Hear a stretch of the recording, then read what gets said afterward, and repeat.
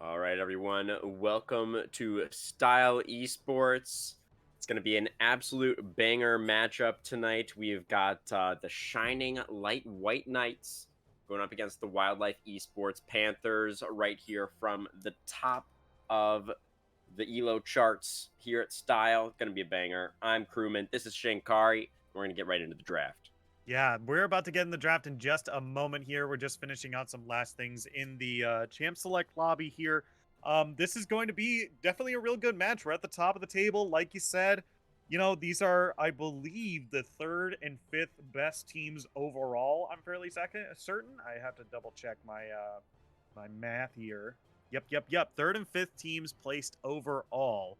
Um, and we are ready to get this game underway. This is looking like a really good match here. We have a lot of master tier players here. Sure to be a real good game overall. Definitely the case. We haven't been seeing too many shakeups in the meta recently or anything like that, Hmm. Shinkari, given the fact that we are moving towards preseason, so all those changes still yet to come. So Hmm. don't expect, any like new picks to necessarily making their way in here. Just, the Hmm. usual preference for comfort, of course, in these kinds of situations. And then, the powerful meta picks that we've been seeing for a couple of months already. The Hmm. Caitlyn and the Lucian band away so far. A little bit of bot lane focus here. Hmm. Yeah, I mean, these are two of the most powerful AD carries that we've seen a whole lot of recently. Lucian definitely still powerful with the Nami. The Maokai ban here means we're probably not going to see a Silas this time around. Gangplank, more. I would argue that's probably more of a targeted ban at Shining Light White Knights. We haven't seen a whole lot of Gangplank recently, but Gangplank's still a very powerful champion if you're able to pilot him well. Um, Man, I'm not quite sure. I mean, we still have the Aatrox on the table. The Silas is on the table still. Nami, Yumi. Yep, there's the cat. Ban the tree, ban the cat. Shining Light White Knights has been taking notes since Worlds. So we love to see it. All right, Gragas is going to be the last ban here from Wildlife Esports Panthers. Means it's over to Shining Light White Knights, and they're going to first pick Oh the Bears. man. The Varus, indeed. Yeah, something that definitely was pretty notorious. You just mentioned Worlds. Definitely Varus had some highlight plays there, no doubt Mm-hmm. about it. Now looking to see what the response is going to be from You Define Me and Sim for Haley down there in the bottom lane for the Panthers. I imagine, that's generally how things goes. We will likely see that bot lane locked in now, unless they feel like there's a high priority jungler or flex pick in this case in the Mm-hmm. Sejuani that is going to be locked in for the Panthers. Yeah, we've been seeing a lot of Sejuani in the top lane, in the jungle. Some very fringe play and support role as well, but that's mostly what happens when you just like, oh, Sejuani support, I guess works here. It's not going to be super prevalent and down there, but top half of the maps is Sejuani going to be locked in here. We got Jinx as well, so we've got two kind of hyper carries here. Sejuani is a hyper carry in the sense that she does become the beefiest tank in existence once she gets a couple items under her belt. She scales really well with items. So later this game goes, Jinx and Sejuani are going to be very powerful. Definitely the case. Now back to the White Knights. See what they decide to lock in for the rest of their first round of picks here. Uh, Likely pairings with the Varus. Oh, Syndra going to be Hmm. the lock in for Ginger there in the mid lane. Well, what do you think would be some likely support pairings with the Varus there, Shinkari? We've seen a whole lot of different with the Varus. I mean, Varus does pair well with a lot of folks that can make sure that he can get his auto attacks off in that very quick kind of succession. We also have, Enchanters pair really well with Varus as well. Based on what we see already, I wouldn't be too surprised if we saw a tank support come out for Shining Light White Knights. We have the Trundle already. We have Syndra in the mid lane. Trundle is able to be flexible between the jungle and the top lane position here. With this Hecarim lock in here means we're probably going to see this Trundle go up towards the top lane to counter the Sejuani, which means we'll probably see just Mhm. maybe a Bruiser in the jungle here and maybe just a tank down in the bottom lane, maybe a Nautilus, maybe a Thresh. There's still a lot of very good supports on the table here. And let's see what Wildlife Esports Panthers wants to ban away here. Definitely. Moving on into that second phase of bans. I do really like the Trundle pick into this context, I actually kind of like him into Hecarim as well Hmm.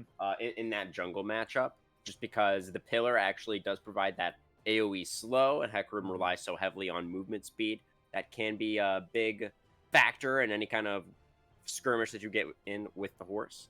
But Hmm. it's going to be a support bands coming out here from the White Knights. Wanted to deny some pairings with the Jinx there, the Lulu, obviously a very popular enchanter pick that Yep. goes very well with that Jinx. Top lane bans over here from the side of the Panthers. I guess not necessarily anticipating that Trundle going into the top lane like Yeah. you were just calling out Shinkari. Yeah, I mean, Trundle has been a traditional counter pick to the Sejuani. It's just that Trundle has been a flexible pick recently just because the Trundle just follows Sejuani wherever she goes, right? And that's kind of like the big thing of like, hey, let's pick Sejuani early, force them to counter pick into Trundle, and then move the Sejuani wherever we see the other pick going, right? Because you can only pick so many flexible picks, and the later it gets into the bans, the more you know where that flexible pick is going to go. So Trundle being locked in here and then being answered by the Hecarim is going to be a bit of a blunder, I bet, but nothing too out of the art, nothing too bad here in terms of the pick ban. We finally see the Zillion banned away here. That might be a bit of a comfort pick for Ison for Haley down to the bottom side. I just said a word that is not allowed on Twitch.television. Wonderful. No one heard that. We're just gonna bleep that out. Um,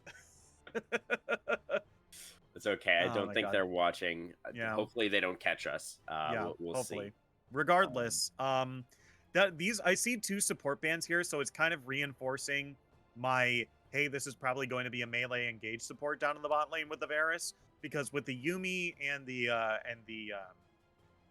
Lulu ban here and Zillion to a lesser degree, I'm expecting something a little bit tankier down to the bottom lane here just because it get countered so hard by the Lulu here. Um, I'll have yet to see, but we still have like some other very powerful supports on the table, but these ones in particular are very good against melee supports. I do think something that can peel for the Jinx will be necessary here. Hmm. You do have a lot of frontline already in the Hecarim and the Sejuani. Going to be able Hmm. to definitely provide that engage when you need to start the fight, right? Hmm. But there's also and it's not like the White Knights have like an insane dive comp either. Like they're also Yeah. kind of looking like they're going to be planning on playing this one out relatively front to back. But Yeah. Jinx, I think, may need a little bit of protection if the rest of the team is going to be diving forward, looking for those picks. Hmm. Could end up getting exposed out there in the back line. We'll see what Haley decides to go for. It is R5, last pick of the draft for the support player Yeah. here on the Panthers. Yeah, Into for the sure. I mean, Renata. this is I was actually going to predict that we might see Renata Glask for Wildlife Esports Panthers here. It like slots very well into their team composition. Like you said, it supports the Jinx in the backside here, really able to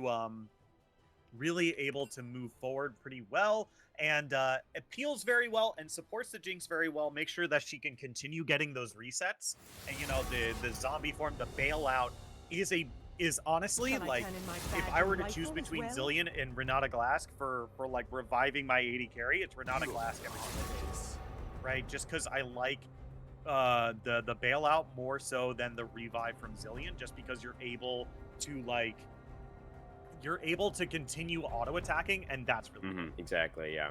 You can keep taking actions and be able to continue to try and get yourself that revive. It feels a little bit more like you Yeah. have more input. Like in the Zillion revive, it's sort of a similar situation when you're playing with Zonya's Hourglass in some contexts where the Zillion revive, you're kind of a sitting duck when you come out. Like if your team isn't in position around you to actually ensure that like that Zillion revive is going to give you another chance to fight your way out, then it can feel a little bit underwhelming at times. But the Mhm. Renata does give you that little bit more agency. And then Yeah. Answered by the Thresh is definitely very interesting there. Certainly offers the peel that I was calling for from the bot lane there. And it'll be interesting to see that, paired alongside this really strong dive heavy top side of the Hecarim Sejuani Ari.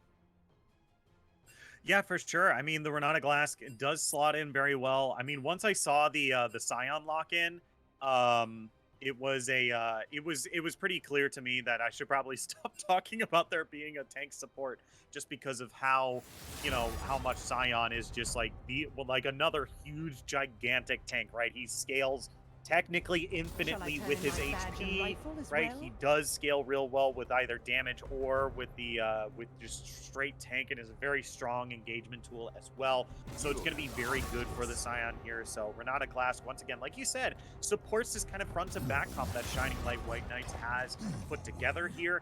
And, Renata Glass, once again, very strong support as well. Going to be able to help out a lot of their team because all of them have kill pressure. Definitely. There's a lot of damage here on both sides. And I expect it will be a pretty scrappy game. We got some early spikes. Syndra, not the early game monster that she once was. Honestly, maybe a little bit more of a scaling pick now, but Yeah. still has that setup CC, access to that from pretty early on into the game. When you have a strong skirmishing jungler like the Trundle, definitely could see them going for some plays pretty early on here. Ari, once she gets that level 6, once Hecarim hits level 6, that's a huge spike for this Panthers composition that they have from the red side. So it could be Yeah. playing around some objectives in the mid game, looking to control vision, set up for those big flanks, those big dives in towards the Varus and the Syndra. A couple of immobile carries, right? Potentially very vulnerable to dives coming through. There is the Renata to be concerned with. You were already discussing why that's such a strong pick in this situation. Mm-hmm. But yeah, I think it'll probably be a pretty bloody game here. Should be really fun. Yeah, for sure. I mean, we have a lot of both these junglers are going to be pretty gank heavy early. I mean, Hecarim is going to look for a full clear, but he clears so incredibly quickly that we'll see him full clear and then just be like, what do I do now? I guess I'm going to gank. Right? That's Mhm. kind of the way you play Hecarim, with how quickly that he clears the jungle here. So, we'll probably see a little faster gank from Trundle. Usually he goes like buff into one of the singular camps, or one of the lower camps, right? Like Gromp or Krugs or Wolves even, and then go right to a lane to gank. So we'll probably see some ganks early on from both these junglers here, and both of them have lots of lanes to gank, very easy setups, and some real solid characters to gank for as well. So, like you said, this is looking to be a pretty bloody game. It's looking to be pretty good as well.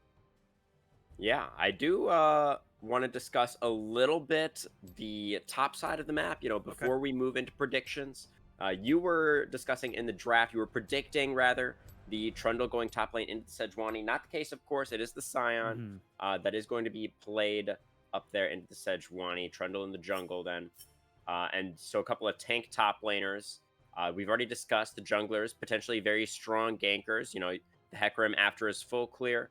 And then the Trundle, a little bit more flexible when when he wants to go for that. But what I'm really curious about is if we actually fold the mid laners now into the Mm. discussion. If we think one of them, the Syndra or the Ari, will be making any early moves to try and impact that top side, because it does feel like a game where maybe the top triangle of the map could be the first side of the map to start snowballing.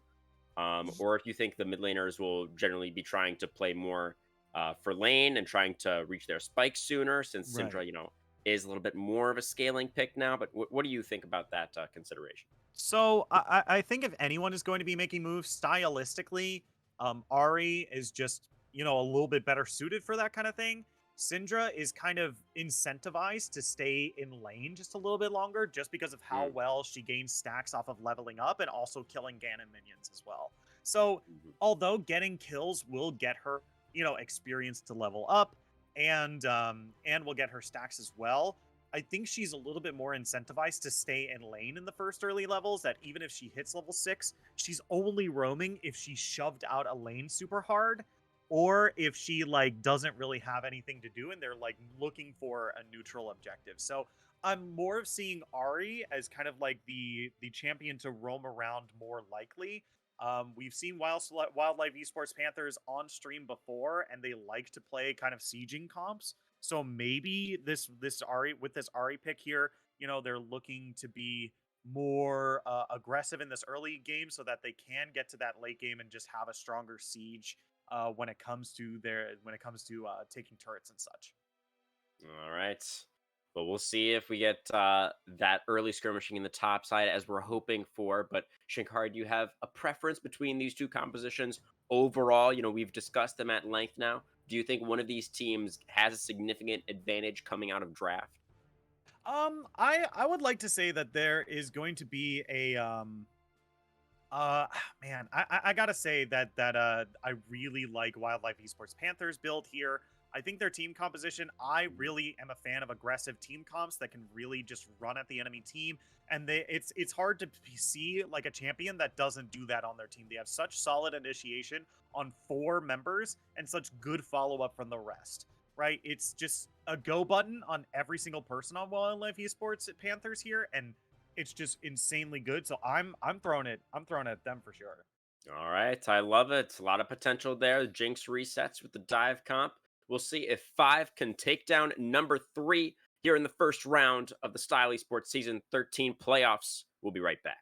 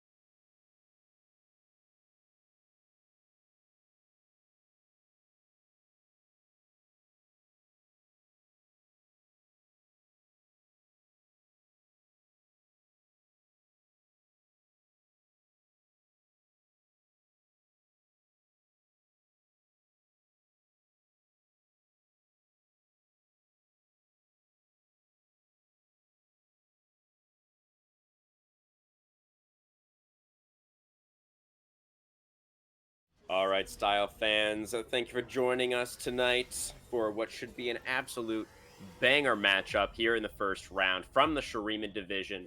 White Knights on blue side for game one, the Wildlife Panthers on the red side. The Junglers find each other very early on here on the top side of the map. Cruz winning out a little bit on that first trade. Mm-hmm. My skin didn't swap. Can we remake? I Yeah, mean, I think we were talking about. I think we were talking about at the beginning of the game. We do have a 5-point start here for game number one here. Nothing super extraordinary to talk about. Just some wards being placed in the other jungle, in the opposing jungle. I thought it was very funny that that like we were talking about all the skins, and then we saw like, oh no, Scion doesn't have a skin. Oh no. he has some good ones too. Yeah. Like the one where he's a mech. That's probably my Oh personal yeah. Yeah. favorite Yeah. Yeah. Scion skin. God, he But turns into a regardless, train, and then the high he noon. does. High noon is also good. High noon Scion, that one's really good. Yeah, yeah, agree for sure. Lots of good options there for Scion, but Genetics not having access to any of them, possibly, or maybe just wanting to go for base Scion. I Hmm. guess maybe there's an argument there. I'm not too much of a Scion player, so I don't have much of an opinion on the subject, to be totally honest. Yeah, I But mean, so it's funny because I wonder that this occurrence doesn't happen in League of Legends, but it does happen in Hearthstone, where it's just like there's so many card backs that you could use. Like, oh man, I'm going to use this card back or that card back. I'm going to use the legend card back to really scare him. But eventually, it gets to the point that you're so good that you just don't use a card back, and then you're just like, oh god, like what what person is this like brewing if Faker, they're not right? going to use a He card just back? Yeah, yeah, doesn't yeah, use skins. It's the yeah, same yeah, yeah, same concept maybe. But yeah. Haley gets level 2, moving forward. Gonna get the flay backward onto Phoenix Main. The Ooh. level 2 a little bit late for the White Knights bot lane. Phoenix Main will flash away, try to stay alive. Now Haley very low, getting ignited, forced to flash away as well. So both of those summoners going down. All 4 summoners for the support players as Cruz makes his way into the mid lane and gets a flash there as well. So summoner advantage will be held by the Panthers at the end of all that. Good aggressive move early on there from Haley on the Thresh, knowing that they were going to get level 2 first. But now Trundle is here in the bot lane. Shinkari. Jinx does still have the flash, so Define Me should. Oh, Yeah. did, Not did, gonna flash didn't away use here. the flash. Nice. And Haley here walking under the turret. Yeah. Take the execute. It's a good call for the Thresh, but not using the flash, I feel like maybe a little bit questionable there. Like, I definitely could have got away from the Trundle, I think. Maybe just... did he not use the pillar? Was I, Define Me maybe afraid of the pillar coming down and flashing and still dying, I maybe? But I guess so. I mean, that would make the most amount of sense. Like they were just saving their flash for the Trundle pillar, but then it just never happened. And so they just held on to it for too long. I feel like by the time and by the time that they would have gotten to the other side of the turret, like the auto attack from Varus was already coming out. So if they used it, they would have wasted it. Right. I don't And know. it was Looks just flashable odd. to Like you me. said, like they had the flash ready to go, and I guess they were too guess they were tunnel visioning too hard on trying to use it to get to the other side of like a trundle pillar, like you said. Maybe. Well, it's hard to say. Hard to say. We're not. We don't have access to that information. It's Mm-hmm. all conjecture here from us. But Mm-hmm. regardless, that was the first blood going over to the Varus, who just got hooked. That's a Yeah, death this sentence is connecting on a Loki Dosi. He's got his support in the area. The bailout's going to come down. His health bar hasn't been eliminated just yet. They're going to try and wait for the bailout to fall off. The bailout does come through.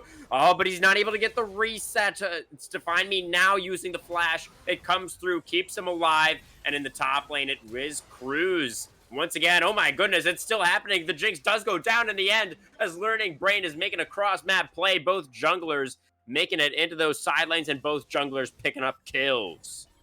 bloodshed across the map, just like we predicted. This is an insane start to the match here. 1-1-1 on the Varus, 2-0-1 on the Trundle. He's coming back into the jungle with his Tiamat, which is such an important tool for helping Trundle fast clear a lot of these camps here. And this is insane here. We set the Jinx behind pretty far here, right? The wave Yeah, is pushed in Loki Dosi's favor now. They're able to freeze it on this half of the map here, meaning that Jinx is going to be in trouble for another gank, and Learning Brain can just path down here. Look at the camps that have respawned for him here. He's got Gromp to Wolves to Krugs, and that's going to be able to give them time to path down towards this bottom half of the map again and gank this Jinx again. Now that just doesn't have absolutely. Flash. Yeah, I mean, you can see Haley in the river now trying to get down some vision, trying to watch out for that troll who has been so persistent. Another hook lands. The chompers come down. Dosier's going to take a little bit of damage there, and it's a little bit. I mean, it's especially important to keep an eye on that, Trundle. It kind of feels like Define Me and Haley have been winning out in the pure 2v2. Like, Haley's been landing a lot of these hooks, and they were able to get that kill onto Loki Dosi before Trundle made his way down there. But Learning Brain was there for the big punish. Now Cruz is here. He wants to find something for himself. They get the Ignite down onto Phoenix Main. He burns down the Lantern to whisk the jungler out to safety. And it's another kill going over to the side of the Panthers. Haley, again, with a nice play to pick up another kill. Yeah, I mean, this is really big. Like you said, like these hooks have been insane from Haley so far here, and You Define Me has been following up with the chompers really, really well. That's kind of the big way of why, you know, Thresh and Jinx are so powerful together, is because you're basically stuck. Once you're flayed backwards, there's enough time for Jinx to set up the chompers and to make your route to escape that much more harder. As now, Learning Brain coming into the mid lane, there's Finally, the pillar. both junglers in the same place. Runeweaver will dash away from the scat of the week from Ginger. Avoid that CC, means there's no danger of any follow-up happening. That was definitely a close call. The junglers so far, Shinkari, have been trading sides of the map. It's been mostly Cruz up there on the top side, trying to get his Sejuani ahead. And doing that full clear thing as Hecarim loves to do, and Learning Brain moving towards that bot side, trying to play for the bottom side of the map. That was one of the first times we've seen both junglers in the same lane. Nothing comes of it this time around, though. I'm going for any objectives just yet either. We do have the Herald spawning in about 30 seconds, though. That is something to keep in mind. Yeah, Genetics here looking for animosity. This is a lot of damage they're already dealt trying to get here. pretty low. The choo-choo train comes through, just barely. The Arctic Assault to dash away from that decimating smash. Would have finished him off. Animosity still burning down the flash forward, and Genetics gets the solo in the 1v2. Cruz trying to chase down this top laner, but he's running out of mana. And the horse is going to have to let him go. It's better Genetics with the better gameplay. He's outnumbered, still gets the kill, and makes it out alive. Yeah, minion block came out huge, though, and this is the classic play. The second you see the jungler in the top lane, immediately onto the Drake to punish, and this was a punish across the map too. Cruz was not able to stop the 1v1, to stop Better Genetics from finding the kill on the Animosity, was trying to turn it into a 1-for-1. It wasn't successful, and then immediately punished by his positioning down in the bot lane as well. This is a big blunder for the red side here, for Wildlife Esports Panthers here, as now we're seeing them start to respawn here. Once again, Trundle can start to path his way down towards this bot lane if he's not going to make a play towards this Rift Herald up in the top lane. Oh, the unleashed power. Runeweaver very low now. Ginger does have the flash, but he already used all his spells, so not quite enough to finish off the Ahri there. But a very close call for Runeweaver. Will have to go back to base, most likely. Looks like he'll be able to stick around to at least clear out that wave in the mid lane, but very, very low on health. Won't be able to support in any kind of Herald fight that might break out, right? Ginger, by chunking out his lane opponent, pretty much denied the Panthers from making any kind of play towards this objective. Yeah, and with them shoving, like you said, Ahri being shoved out of lane means they have Prio over the mid lane, and with Sion shoving the wave up on top means Animosity can't leave this top lane right now, so it's just a free clear onto the second neutral objective on the map here. That's going to be Rift Herald picked up by Shining Light White Knights here, and this is a real big step for them. They're pretty much solidly in the lead, I would say, at this stage. They've got 1,000 gold up over their opponents here. They've been able to claim these neutral objectives rather early on here. They've had some solid ganks, and you know, even in the mid lane, their mid lane is even, their top lane is even, and their bot lane is definitely in their favor right now. Even though there's 2 kills on the Thresh, I think I'm gonna take the 1-1-1 Jhin, who's up 18 CS, over the Thresh every day of the week. Jhin is in the top lane, actually. Shinkari. Oh, it's Varus that they have in the bottom lane this game. Yeah, that's what happens when you that's what happens when you have champion names in the players' names. You hear Better Genetics enough, and you're just like, oh yeah, there's a Jhin in this game. It's for okay. Sure. Easy mistake to make. Better Genetics is commanding a lot of attention up here, trying to proxy in between turrets at the moment, but he has attracted the attention of Cruz, who is going to use the Onslaught of Shadows to finish off the Scion. Genetics will get the Demolish proc on the turret, but then will eventually, the zombie form will fall away. And that's Cruz with another punish in the top side of the map. Those have been the bright spots so far for the Panthers. Has been Haley down here on the Thresh and Cruz on the Hecarim. Able to make a couple of things happen. 1-0 and 2 so far. Up a few camps over the Trundle as well. But he has not been able to secure any of these neutral objectives. It has felt like the White Knights have had a very comfortable early game for themselves, all things considered, as they're looking for another play now onto Runeweaver. Has the Spirit Rush available.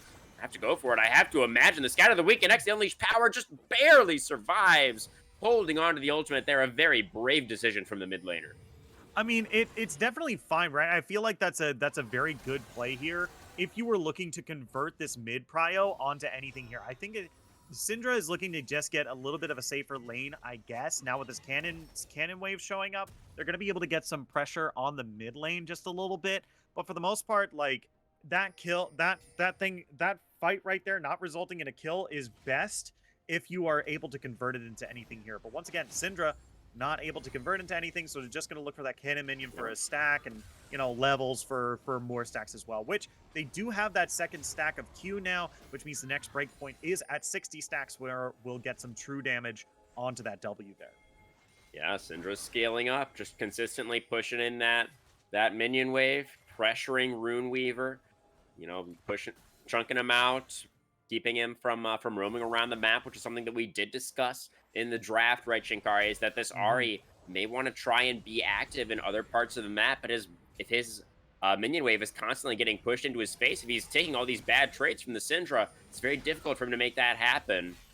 Yeah. And we can see, actually, Cruz now is trying to do a little bit of counter jungling. He's trying to build his lead over the Trundle, but if we look on the other side of the map, that's the Herald charge. They already took out the tier 1 into the tier 2 now. I don't know why we were watching top lane a second ago. I didn't even realize that was a huge play on the bottom side of the map for the White Knights. Now Genetics flashes over the wall, and he is just fine. Nothing to worry about there. Yeah. That gold lead's starting to build a little bit, Shinkari. Yeah, I mean, this is definitely really good, once again, for Shining Light White Knights here. They did play this bot lane really well, right? And once again, we're seeing directed camera being a top lane tank main, as now we see Learning Brain. Oh, Haley a little bit far deep. Well. Gets handshaken into Cruz. Hecarim now trying to make his way out. Takes the lantern, but the pillar comes down. A huge AoE slow. The Onslaught of Shadows does fear Ginger temporarily, but it's the Hecarim that will go down. Sejuani has made her way into the mid lane here, but looking to make her way into a body bag very, very shortly. Flashes over the wall. And looks like she will be able to escape that fate. That is a 1-for-0. Again, a play in favor of the White Knights. They have control over the river now, over the mid lane. They're going to be able to secure, most likely, their second dragon.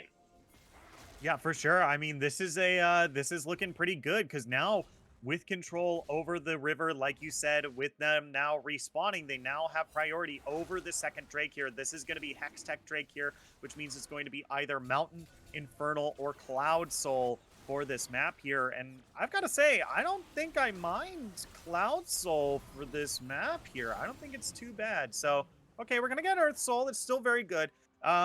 This is going to be a very good soul to pick up, especially with like how tanky better genetics and Learning Brain are going to be, just kind of incidentally. So just having those little bit of extra stats means that they can go a little bit heavier into damage here if they'd like, just because they'll be getting the scaling resistances with the Drakes.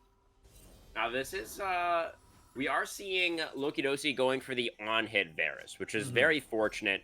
If he was going lethality, then the potential for the Hecarim and the Sejuani and even the Thresh to get extremely tanky and difficult to shred through would be very high, I think, if the game does go late. But since the Varus is on hit and Syndra is a much better scaling champion than she used to be, also going for the Leandri's build there, number 2 Ginger on the Syndra, is going to give that % max HP damage, right? So help to burn through some of those bigger health bars.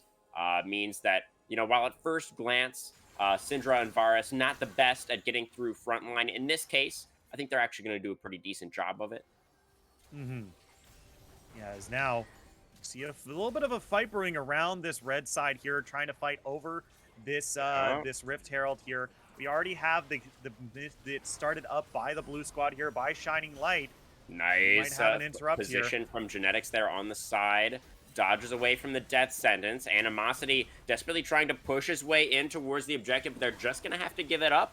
There's no way for the Panthers to move in and contest. The second Herald will be given over. They're going for a mid push. They want to try and trade the mid tier 1 for it, but the collapse is coming through. The choo-choo trade, Better Genetics finds a big smash onto 2 there. The Onslaught of Shadows for the counter engage. Will it be enough? They chunk out Phoenix main. He gets the bailout, though. Is he going to get the revive? He will. It's an absolute murder. It's a stomp from the side of the White Knights. They get 2 for nothing so far. Haley gets the flay onto the turret, but it's only onto the Scion. He can take so many of those turret shots. It's going to be the Thresh that falls. A 3 for nothing. They get the turret. They get the objective. Game 1 is looking all White Knights all the way. Yeah, I mean, this is a huge victory, right? I don't think that was a bad call, right? I think that it just needed to happen a little bit sooner, right? They were taking a little bit too much time, like deciding whether or not they wanted to push the mid lane or try to contest the Rift Herald, right? That kind of decision on that trade needs to happen a lot sooner, right? We see a lot of pro teams looking for those types of trades, right? Especially with Drake. But ooh, we got a hook here. We might have actually Haley here. The Lantern a little bit misplaced. Cruz not able to get over here as quickly as he may have wanted to, but doesn't matter in the end. Ginger will not be able to find any way home. The Syndra does get shut down. Kill credit, I believe, went over to the Hecarim there, if I saw that correctly. Another kill picked up for Cruz. Has the Divine Sunderer completed already. We have 2 tiers stacking up for the top jungle of the side of the Panthers here, Shinkari. So they are going to be scaling. It's a little bit of a copium take, but it is what's happening as Cruz steals away some chickens and then will escape. Yeah, I mean, so it is a little bit of copium. It's a little bit of copium. I'll agree with you and say that, like, yeah, they're definitely scaling here, and I think that's fine to say, right? Like Hecarim not being at full capacity, still being able to deal decent chunks of damage in these fights, right? Like, it's not like Cruz's damage is completely something that you have to disrespect, but it's definitely something that, like, is still getting there, right? And with the Divine Sunderer, is able to deal significant amounts of damage to some of these big, beefier tanks here. And with this Muramana that he's going to be building up too, these folks that aren't stacking health are going to be in some trouble as well. And Sejuani, on the other hand, is also a character that scales really well with items, right? The more resistances she has, she scales super well with them. So, you know, having that is going to be huge. Here's Cruz, number 2 Ginger once again.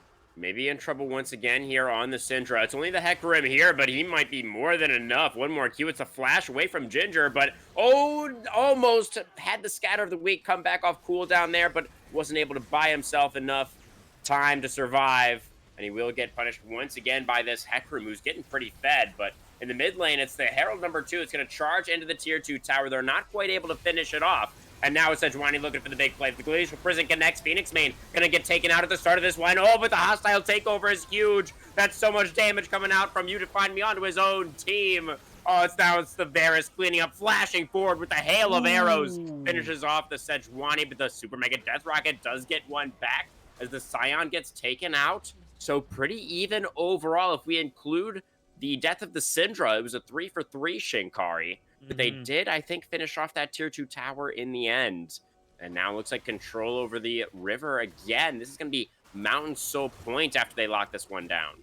Yeah, I think this is mostly Wildlife Esports Panthers here just showing us signs of life, right? Like you said, you know, they are scaling, they are getting to that point here.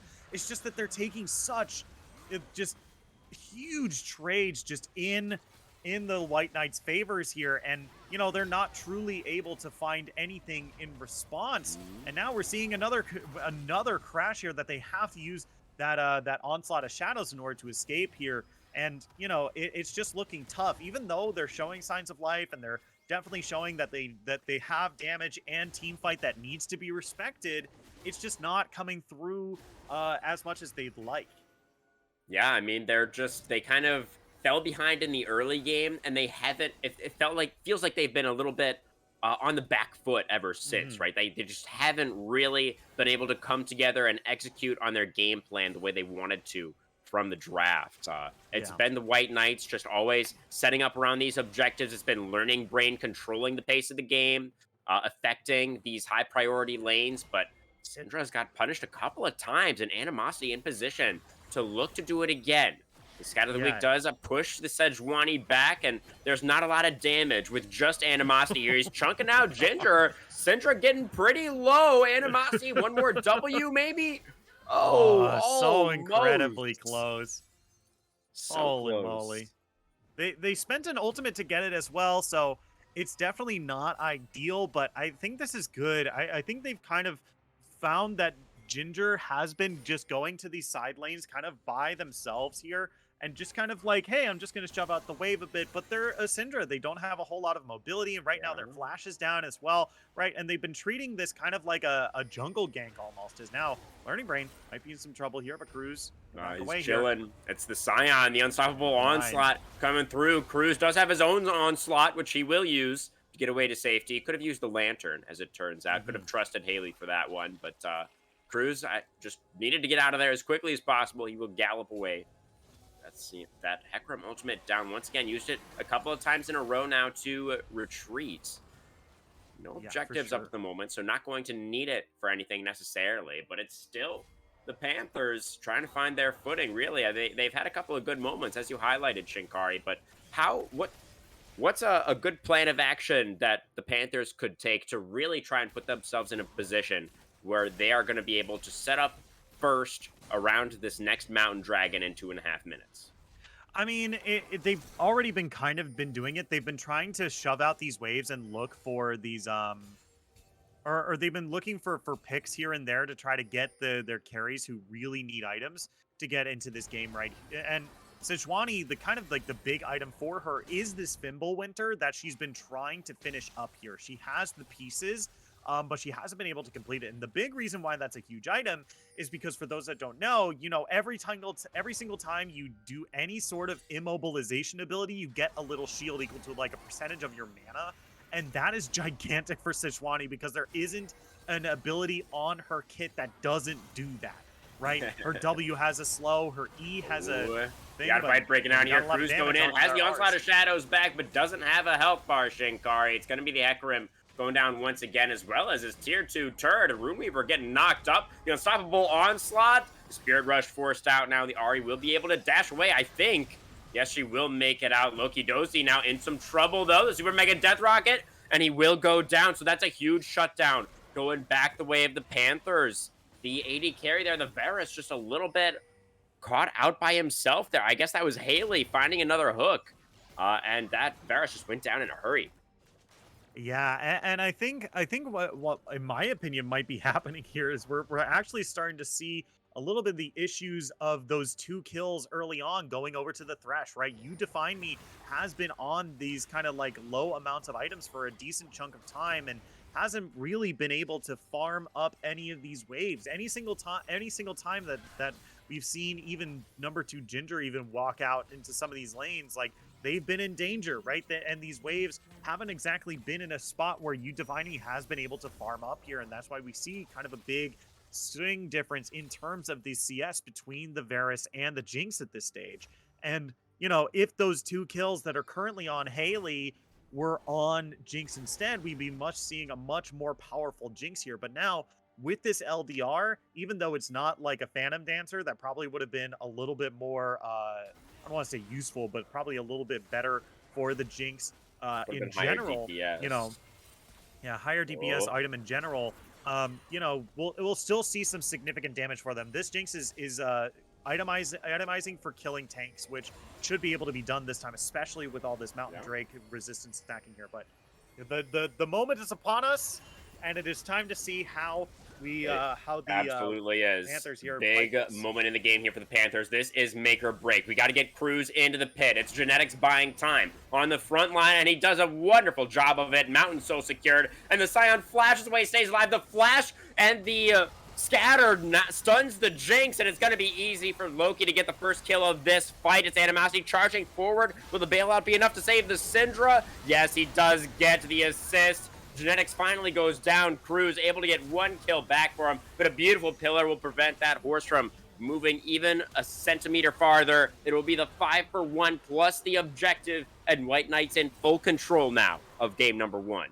Yeah, it was just real well played by the White Knights there. It was insanely well played, and it's just so incredibly close there that like, oh man, it's tough for me to say really that like the Scion Better Genetics was just so far ahead of that play there, and the red team was just not even anywhere close to accurately follow up and contest the Drake. By the time that they had got there and started fighting the Scion to break through to the rest of the team, the Dragon was already more than halfway dead. And then by the time that they were able to kill the Scion, they were fighting after they had picked off to fight a Dragon Soul there. Yeah, and now from this position, this game becomes extremely difficult for the Panthers to try and come back in. You know, the Jinx does have, you know, that tank shredding build that you were talking about, but with Baron secured now as well, I mean, there's no way to really win in the 5v5, even with the 2-item spike for Jinx. And now Runeweaver may be in some trouble here. Does have the Spirit Rush, so should be able to escape. But it's going to be the side of the White Knights closing in from all sides now. Looks like it's going to be the 4-1 with Better Genetics in the top lane. It looks like the Scion doesn't actually have the Baron buff. He was the only casualty in that big team fight, so he's not going to be wearing purple. But the rest of the team pushing down mid with Baron. They're looking to break open the base.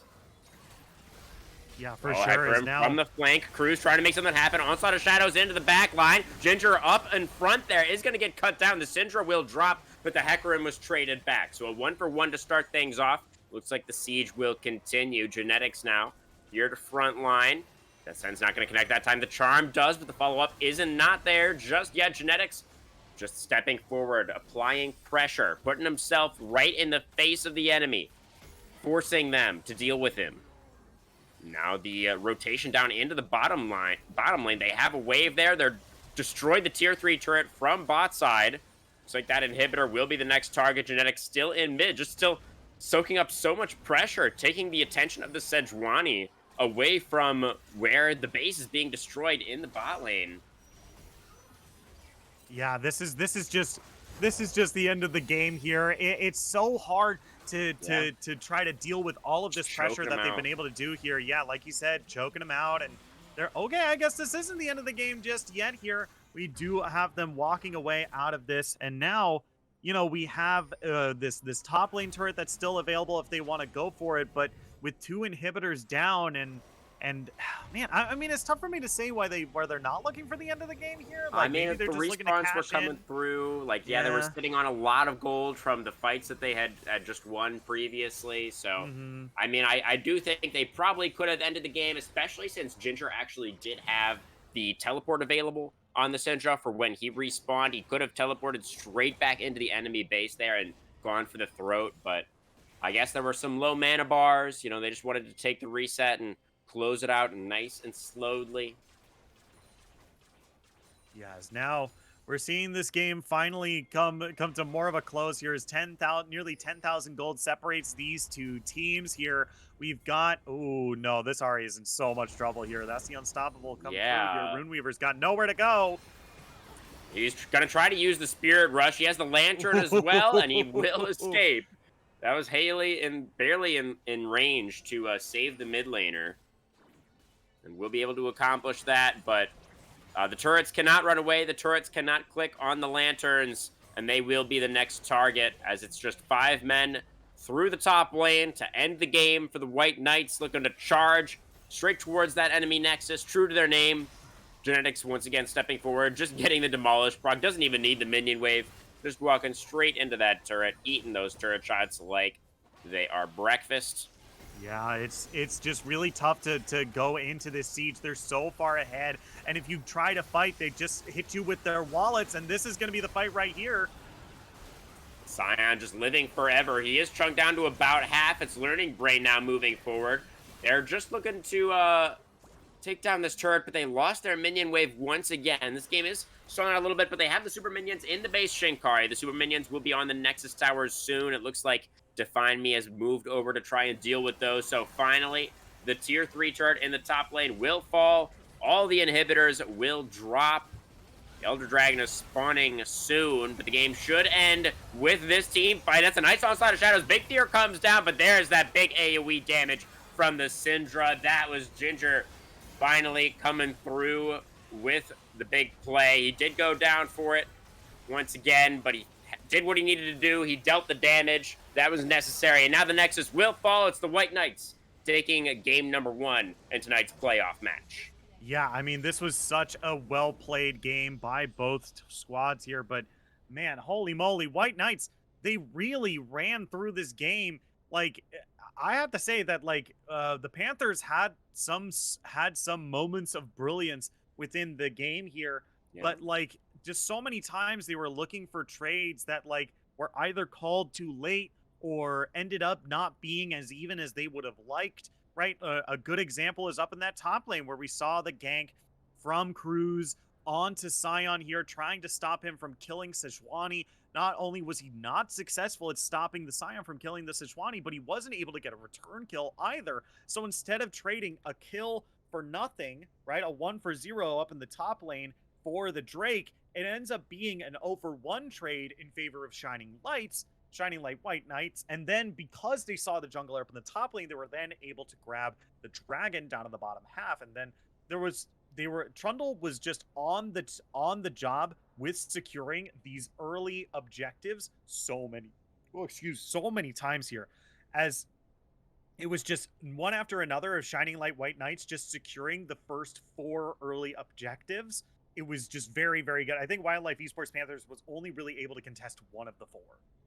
Yeah, absolutely. It just felt like the Scion, as you were highlighting, was definitely a huge problem for the Panthers up there in the top lane. Genetic soaking up so much pressure, just being generally unkillable up there. He did of course go down a couple of times, but for the most part, he just was soaking up so many resources. And Phoenix Mm-hmm. Main as well on the Renata with some great setup in those fights. Learning Brain with the objective control on the Trundle 3-0 and 14 from the jungle. Absolutely crazy game from him. And then it was Ginger and Loki Dosi with the great follow through on all that setup from especially the top and support positions in the fights. So much damage coming out from the Syndra and the Mm-hmm. Varus there. Ginger just barely edged him out. It was 27,000 to 25,000 on the damage charts, but Syndra did have the most in the game. Mm-hmm. But who do you think was your MVP there, Shankari? It was pretty much strong performances across the board and a fairly clinical game from the White Knights overall. Yeah, I mean, even though the Trundle was really really good, man, I'm brain farting really bad. But honestly, I might be a little biased here because I'm a support player. But holy moly, were Haley's thresh mechanics really Yeah. good? Like that whole game, like that entire bot lane was really in their favor for a long time. Like they did not need jungle attention a whole lot because they were just so good at landing the hook flake combos with the chompers as well. Such really really well played by them, and there were so many instances where Haley was setting up ganks very very well. So I mean it probably has to go over to the jungler for White Knights, but I want to give it to Haley for sure.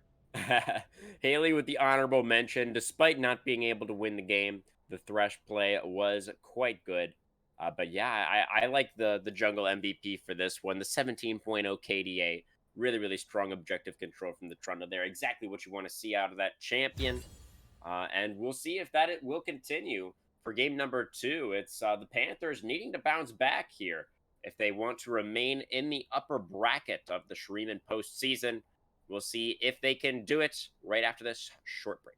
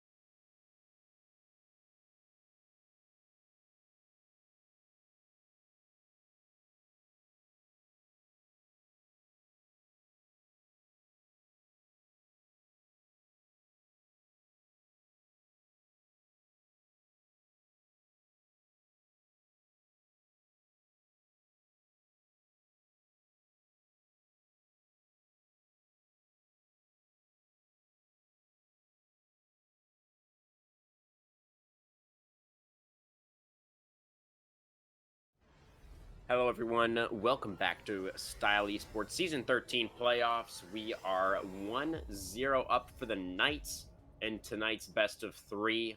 We are switching sides for game number two. The Panthers have elected to move over to the blue side for their second game to see if they can bounce back, get some momentum back for themselves. We're already into the picks and bans, Shinkari. For the Panthers, it is Gragas, Lucian, and Syndra removed. Not going to want to see Ginger on that Syndra again. And the White Knights clearly really highly valuing that Varus pick. They first picked it from blue side in game number one, and from red side, they will ban it away. Yeah, for sure. I mean, this is a pretty powerful pick for right now, and this is it does leave the Maokai open, but crucially, it does leave the Silas still open for Shining Light White Knights, which has been the counter pick to the Maokai that we've seen at Worlds so far. Likely to come in here. I think that Shining Light White Knights has been able to play it relatively well. We should be able to play it relatively well, especially with now the Syndra taken away from them and Gragas taken away from number 2 Ginger here.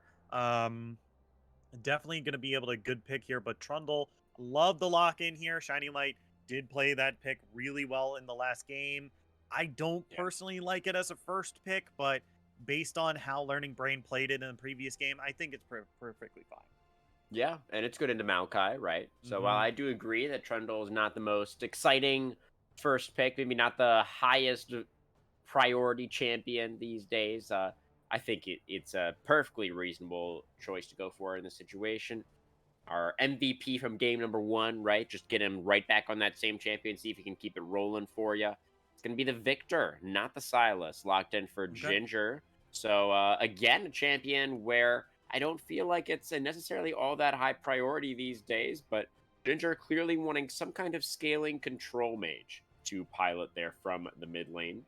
Yep. It has been basically taking the spot of Oriana for having a reliable, kind of big range CC option while being a relatively safe mid laner to take into lane who doesn't need to win lane. Right, Victor does like scale well with having those kills under their belt, but can just sit there and kill minions in order to get stacks of those in order to upgrade his abilities there. So definitely not the biggest end of the world here, but Rise is going to be the answer here for Wildlife Esports Panthers, a pick we haven't seen a whole lot of recently. But once again, a very solid pick. And unlike other characters that build the tier of the goddess, Rise will get more powerful the more mana he has.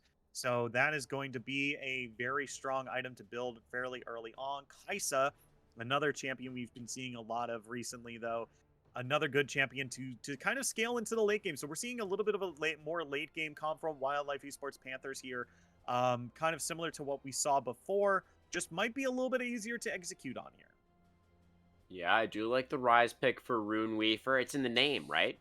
He's the Mm-hmm. Rune Weaver. Of course, he's going to be good at Rise. And Yep. in all seriousness, if we look at the OP.GG, this is a little bit more of a comfort pick for Rune Weaver. So hopefully, can have a little bit of a stronger laning performance this time around, going up against the Titan that is number 2 Ginger. Going to be hoping to have a little bit more prio maybe in that lane. The Mm-hmm. Aphelios was the last pick of the first round of picks for the White Knights. So Loki Dosi going to be on the Aphelios this time around into the Kaisa. It could be the Kaisa Maokai bottom lane here, Yeah. Shinkari. I think that is a very strong pairing and would allow a little bit more flexibility for the top side of the map. And once you see a little bit more of what the White Knights have put together. But if we look at the bans that are coming through here for our second ban phase, it is the support focus from the Panthers, trying to deny some strong pairings with the Aphelios. We saw what the Renato was able to do in that previous Yeah. game. While it wasn't the flashiest pick, it certainly did so much work in setting up the carries for success in those fights. So many great uses of the bailout in that last game as well. And it is going to be a focus towards top laners, top and jungle from the White Knights are going to ban away the Fiora and the Amumu. Yeah, for sure. I mean, this is the Maokai pick to me. I personally don't like it as support, especially so Hmm. early on, because it feels like when Maokai is picked into the support role, it's usually as a counter pick to a melee support here. And if you're looking to maybe pigeonhole the opponent into picking a melee support, you probably should have banned more supports here, because there's still lots of supports that do pair well with Aphelios that don't exactly get countered super hard by Maokai. Like the Thresh. The Thresh doesn't have to, while he does have the death sentence and does go into melee range, he doesn't have to, right? He can still flay you, move just close enough, or he can death sentence, move close enough after the hook, and then flay still out of range of the Maokai Q in order to make sure that Aphelios is within range still, right? But Maokai can still engage off of it with the Twisted Advance, but he doesn't have like that Q knockback, which is so vital for dealing with melee supports trying to dive onto his own AD carry. Well, we'll see. It will be the R5 pick for the support player once again here in game number 2, because it is the Gwen locked in for better genetics in the top lane. So a little bit of a different look this time around for them. Certainly a little bit of a different gameplay than the Scion that we saw in game number 1, but certainly something that can still side lane very effectively. It'll be interesting to see what he can do as blind the Gwen. So looks like the answer from Animosity will be the Aatrox, which of course is a very high priority pick these days. Not necessarily in the style league, I suppose, but very, very meta champion, of course. Yeah, as we finally get the last pick here, Rakan is going to be hovered, and I think I like this pick here. Once again, you want to kind of like a high CC champion to make sure that you have something for Kai'Sa to engage off of, and Rakan is very mobile. We're going to be answered by either the Nautilus or the Lulu here. I think I like either of those picks as they're hovering it, kind of Nautilus flopping back and forth. Rakan, but Lulu better with the Aphelios. I was actually thinking the other way around. Oh, yeah? I was thinking the Lulu is better against the Rakan for being able to punish him as he goes in for the W, whereas Nautilus, hook champions are usually better with Aphelios in order to make sure that they're CC'd within close range for Aphelios to effectively use a lot of his auto attacks here. But I definitely like the Nautilus lock-in here a little bit more than the Lulu, not just because of how well it pairs with Aphelios, but just with the team overall. Trundle is going to be building some tank, but not really going to be a frontliner, right? Gwen is going to have a lot of healing and a lot of ways to avoid damage, but not really a tank. And so it's really good to lock in Nautilus here. Not only is Nautilus hard, focused on lots of CC and being the biggest, beefiest boy you got, it's definitely good for following up on and for giving folks to easy fights to follow up on. A good go button for the rest of the team. Rel Def Charge and the hook as well. Both very, very good tools for mid to late game in order to press the go button and fight Wildlife Esports Panthers, especially with what they've drafted here. Yeah, definitely a strong team fighting composition once again from the White Knights. So interestingly, we did get a little bit of a peek behind the curtain just now for the drafting phase for the White Knights. It was Better Genetics, top laner, just popping off in chat a little bit. Apparently, the Gwen was something that he really wanted to go for this game. Was potentially going to get pushed into Ornn duty, but was given the option to go for this preferred pick of the Gwen. So, going to be interesting to keep an eye up there, see what he's able to get done with the champion. Did have a very strong lane last game on the Scion, but again, there's a very different style that we're going to be seeing him on. So it'll be fun to track for sure. Should we introduce the cheese touch as well, Shinkari? Oh yeah, okay. So we have a new. I forgot who starts with it. Is it Animosity? I believe it's number 2 Ginger. Is number 2 Ginger? Okay, so the game is going to start, and number 2 Ginger is going to have something called the cheese touch. Don't ask me why it's called that. This is not our thing. It's because the White Knights smell like cheese. This is again according to the reports of Better Genetics. Yeah. According to the reports of Better Genetics, number 2 Ginger smells like cheese, and so therefore they're going to have the cheese touch. Number 2 Ginger is going to start the game with the cheese touch and moving around like the WWE Championship belt.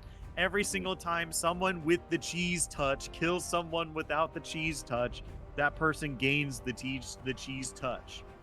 Okay, so we could actually theoretically get to a point in the game where everybody has the cheese touch, is what you're saying.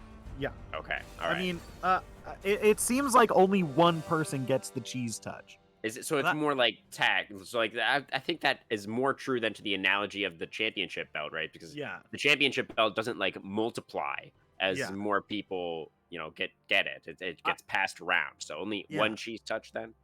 Yeah, I assume that there's only one person with the cheese Okay, touch. okay. I We're look, on the same I page. don't know the rules fully, right? That This is new I for asked us. in the Yeah. yeah, we're trying to like figure out what's going on with like the additional rules of this game. This is also for funsies, by the way, the whole cheese touch thing. I don't Oh think it yeah. has any bearing on the This has no game bearing whatsoever. on the style season 13 playoffs Yeah. whatsoever. This is not Just to be relevant to clear, that. if y'all are like trying to like, I don't, is this? I don't get it. It's like, yeah, we don't get it either. We don't know the full rules of it. All we know is that if you don't have cheese touch, now you have the cheese touch, and the person before you doesn't have the cheese touch anymore. I'm not sure. Apparently, it's like a WWE Championship belt, except bad. You owe animosity money by the end of the match if you have Uh, yes. Something about owing animosity money was in there as well. I'm not really too sure of the logistics of that or anything. But we can, I think, turn our attention now back to the team compositions. We have just a little over a couple of minutes here to finish discussing our drafting phase. Get another prediction from you, Shinkari. yeah. And we've talked a little bit about the bottom lanes already. The Maokai, you were hoping it was not going into the support position. Your hopes Yeah. or your wishes were granted. It will be in the jungle for Cruz. So that's going to be an interesting matchup into the Trundle. See if it's going to go a little bit better than Hecarim. Should be able to be more active earlier than the Hecarim potentially. Yeah. But what I really want to get your thoughts on Shinkari is actually once again the top lane, the Mm-hmm. Aatrox into the Gwen. This is to me, kind of the most exciting matchup, at least for the early game. And how do you think that lane is going to go, and especially considering the jungler matchup as well? So it's hard for me to say. So the reason I say this is because Gwen is both of these champions are like really good into ranged matchups for two different reasons. Gwen for defensively and Aatrox for offensively. Aatrox offensively is able to land the sweet spots on his Qs a lot easier into ranged matchups, whereas Gwen is able to resist a lot of the damage because of her miss. Now both of these folks are going to be up in each other's faces a whole lot in this top lane matchup. It's going to be pretty brawly up in this top half of the map, but usually Aatrox needs to do a little bit more finagling in order to make sure that he's landing the sweet spots onto Gwen. And there's a lot of cases where Gwen will just be able to avoid the Aatrox damage, especially on Q1 and Q2 from Aatrox, because they'll be able to position themselves in such a way that they'll be in the mist and Aatrox won't be, and the sweet spot will be. Right, so there'll be some interesting mechanical play up in the top lane that makes it not Hmm. so easy to call. Right, it comes down to Okay. how each of them are going to navigate the play mechanically in these 1v1s. Yeah, should be very interesting to track though. But do you favor one of these compositions more than the other, Shankar? Do you have a prediction for our second game? Ooh, you know what?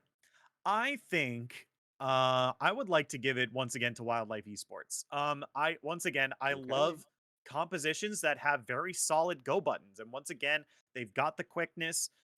They've got Nature's Grasp. They're not countered by the Silas here. They have a lot going for them here. They have some powerful picks. They've got some comfort as well, right? I love the Kaisa Rakan bot lane. There's a lot to like here, and even though they fell behind in game one, I'm still giving it to them game number two here. All right. Well, they have the blue side. Mathematically speaking, the better side. We'll see if they can fight back in tonight's series. They did lose out in that first game. But it's now or never if they want to retain their spot in the upper bracket. Don't go anywhere, folks. We'll be back with game two in just a minute.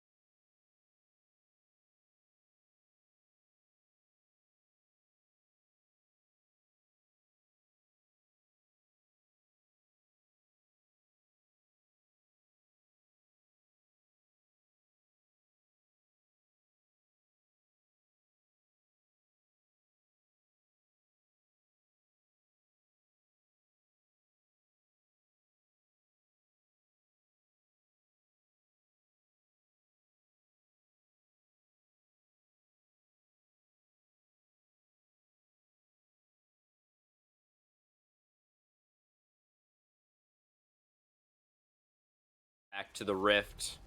Thank you once again for joining us. We have swapped sides for game 2, so it is now the White Knights on the red side and the Wildlife Panthers on the blue, trying to come back after a pretty tough game number 1 where they were falling behind across the map early on Shinkari. Mm-hmm. See if they can keep it a little bit more competitive in the early game this time around. Yeah, and we can see it. You can probably see in the chat right there. Ginger is cheesy. That Yep, that's means something else to track yep, as yep, well. yep, Can't forget yep. about the cheese touch. We're gonna be tracking who has the cheese touch. He has the Who? first cheese as well. The first Yeah, strike, I mean, on the yeah, Victor, yeah. is what we're rocking over there for Ginger.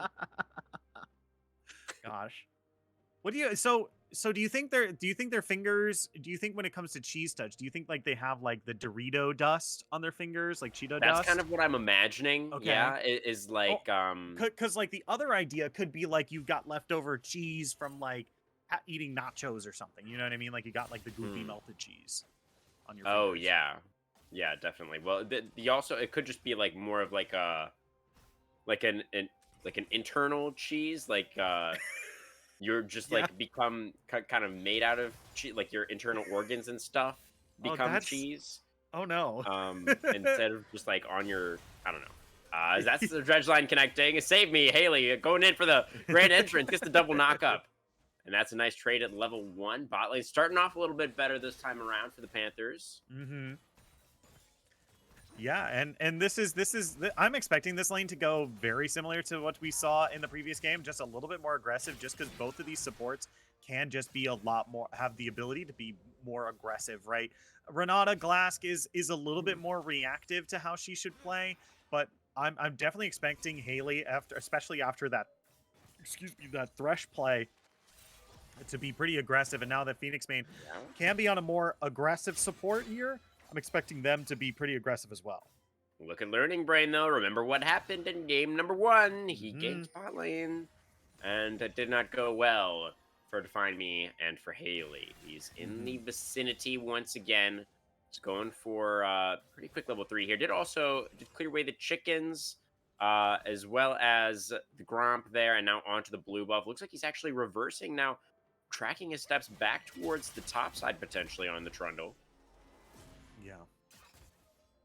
As yeah, it's interesting to see Trundle doing full clears here. I guess he doesn't feel super confident looking towards this bot lane here, with the Rakan there to very easily answer any sort of gank that he does. Rakan does have an easy way of getting in and out of fights. He's kind of in the same tier of champion as Thresh, where they're just like, they're not really a tank, but they're not really an enchanter, right? But they like engaging and doing CC, right? But you know, it's just in that state where he's high mobility, right? If he gets the W to interrupt, he does have a clear escape. Learning Brain is going for the lane gank. I don't think that they know he's there. Cruz is also considering making his way in. Rakan finds another double knock up, and the trap has been sprung. Trundle is here, the Twisted Advance going in. Cruz has the Bramble Smash, knocks him away, but he's losing a lot of health. He's burning down, and the trap was successful. Learning Brain picks up first blood for the White Knights. Once again, the dredge line connects under the tower to find me barely. The potion keeps him alive, but Loki flashes for it, and he gets off the last auto, but the turret will trade him back in a chaotic 2-for-1 in the bot lane, but Learning Brain had the big one, and he walks away with first blood. That was insanely close. And you know, I wanted to talk about, like, in that fight, like how much a purple gun from Aphelios is undervalued, right? Graviton is so insanely good for situations like that where you just need to get that last bit of damage, and just landing that CC is insanely powerful. So that was insanely well played. I mean, it's kind of bad news for Loki Dosi that he flashed forward but was able to get the kill but wasn't able to escape there, right? That's kind of the low point of not having an enchanter went over with you. to the Rakan, right? Yeah, it's on Haley again. Yeah, just like last game. Yeah, like you said, like this kill is going over to Rakan here, which is pretty big. You know, we saw Jinx set behind in that game, that even though the bot lane was performing really well, Haley was the one getting the kills and not You Define Me. So, you know, this was a big point once we got to that game. Speaking where Haley, 2 kills would have been a whole lot of support. They're in there. Top lane right now. Yeah. Sorry to interrupt you there, Shinkari, but this is very interesting. We have a level 4 Rakan in the top lane. trying to make something happen, which does mean that the level 4 Kaisa is in bot lane by herself, and Loki Dosi is going to look to get a little bit of damage down, although Phoenix did take a couple of turret shots there, and the trade did end up being pretty even. But Kaisa will not be able to farm with her support not in the lane with her. And with Herald not even alive yet, that is a very early roam, and Haley not able to find much from it, as Animosity does hit level 6, but the needlework is already coming out from Better Genetics. You can see the needles around him. He's just going to throw out the last charge of it, and they will disengage the fight. Both top laners trade their ultimates. Now Rise is here. The Maokai flashing forward for the twisted advance. Gwen, no ult, no flash, and no way out. I have to imagine the snip. He almost gets the Maokai. Learning Break flashes forward and gets the kill. Both top laners go down. Cruz now, the tree, gonna try and get away from the troll, but I don't think he's gonna have a very easy time of it. And in fact, he will actually be able to push Learning Brain back, and it looks like we'll settle for the 1-for-1 in the top lane. Learning Brain trying to hold the wave when teleporting back, and we'll be able to collect most of it.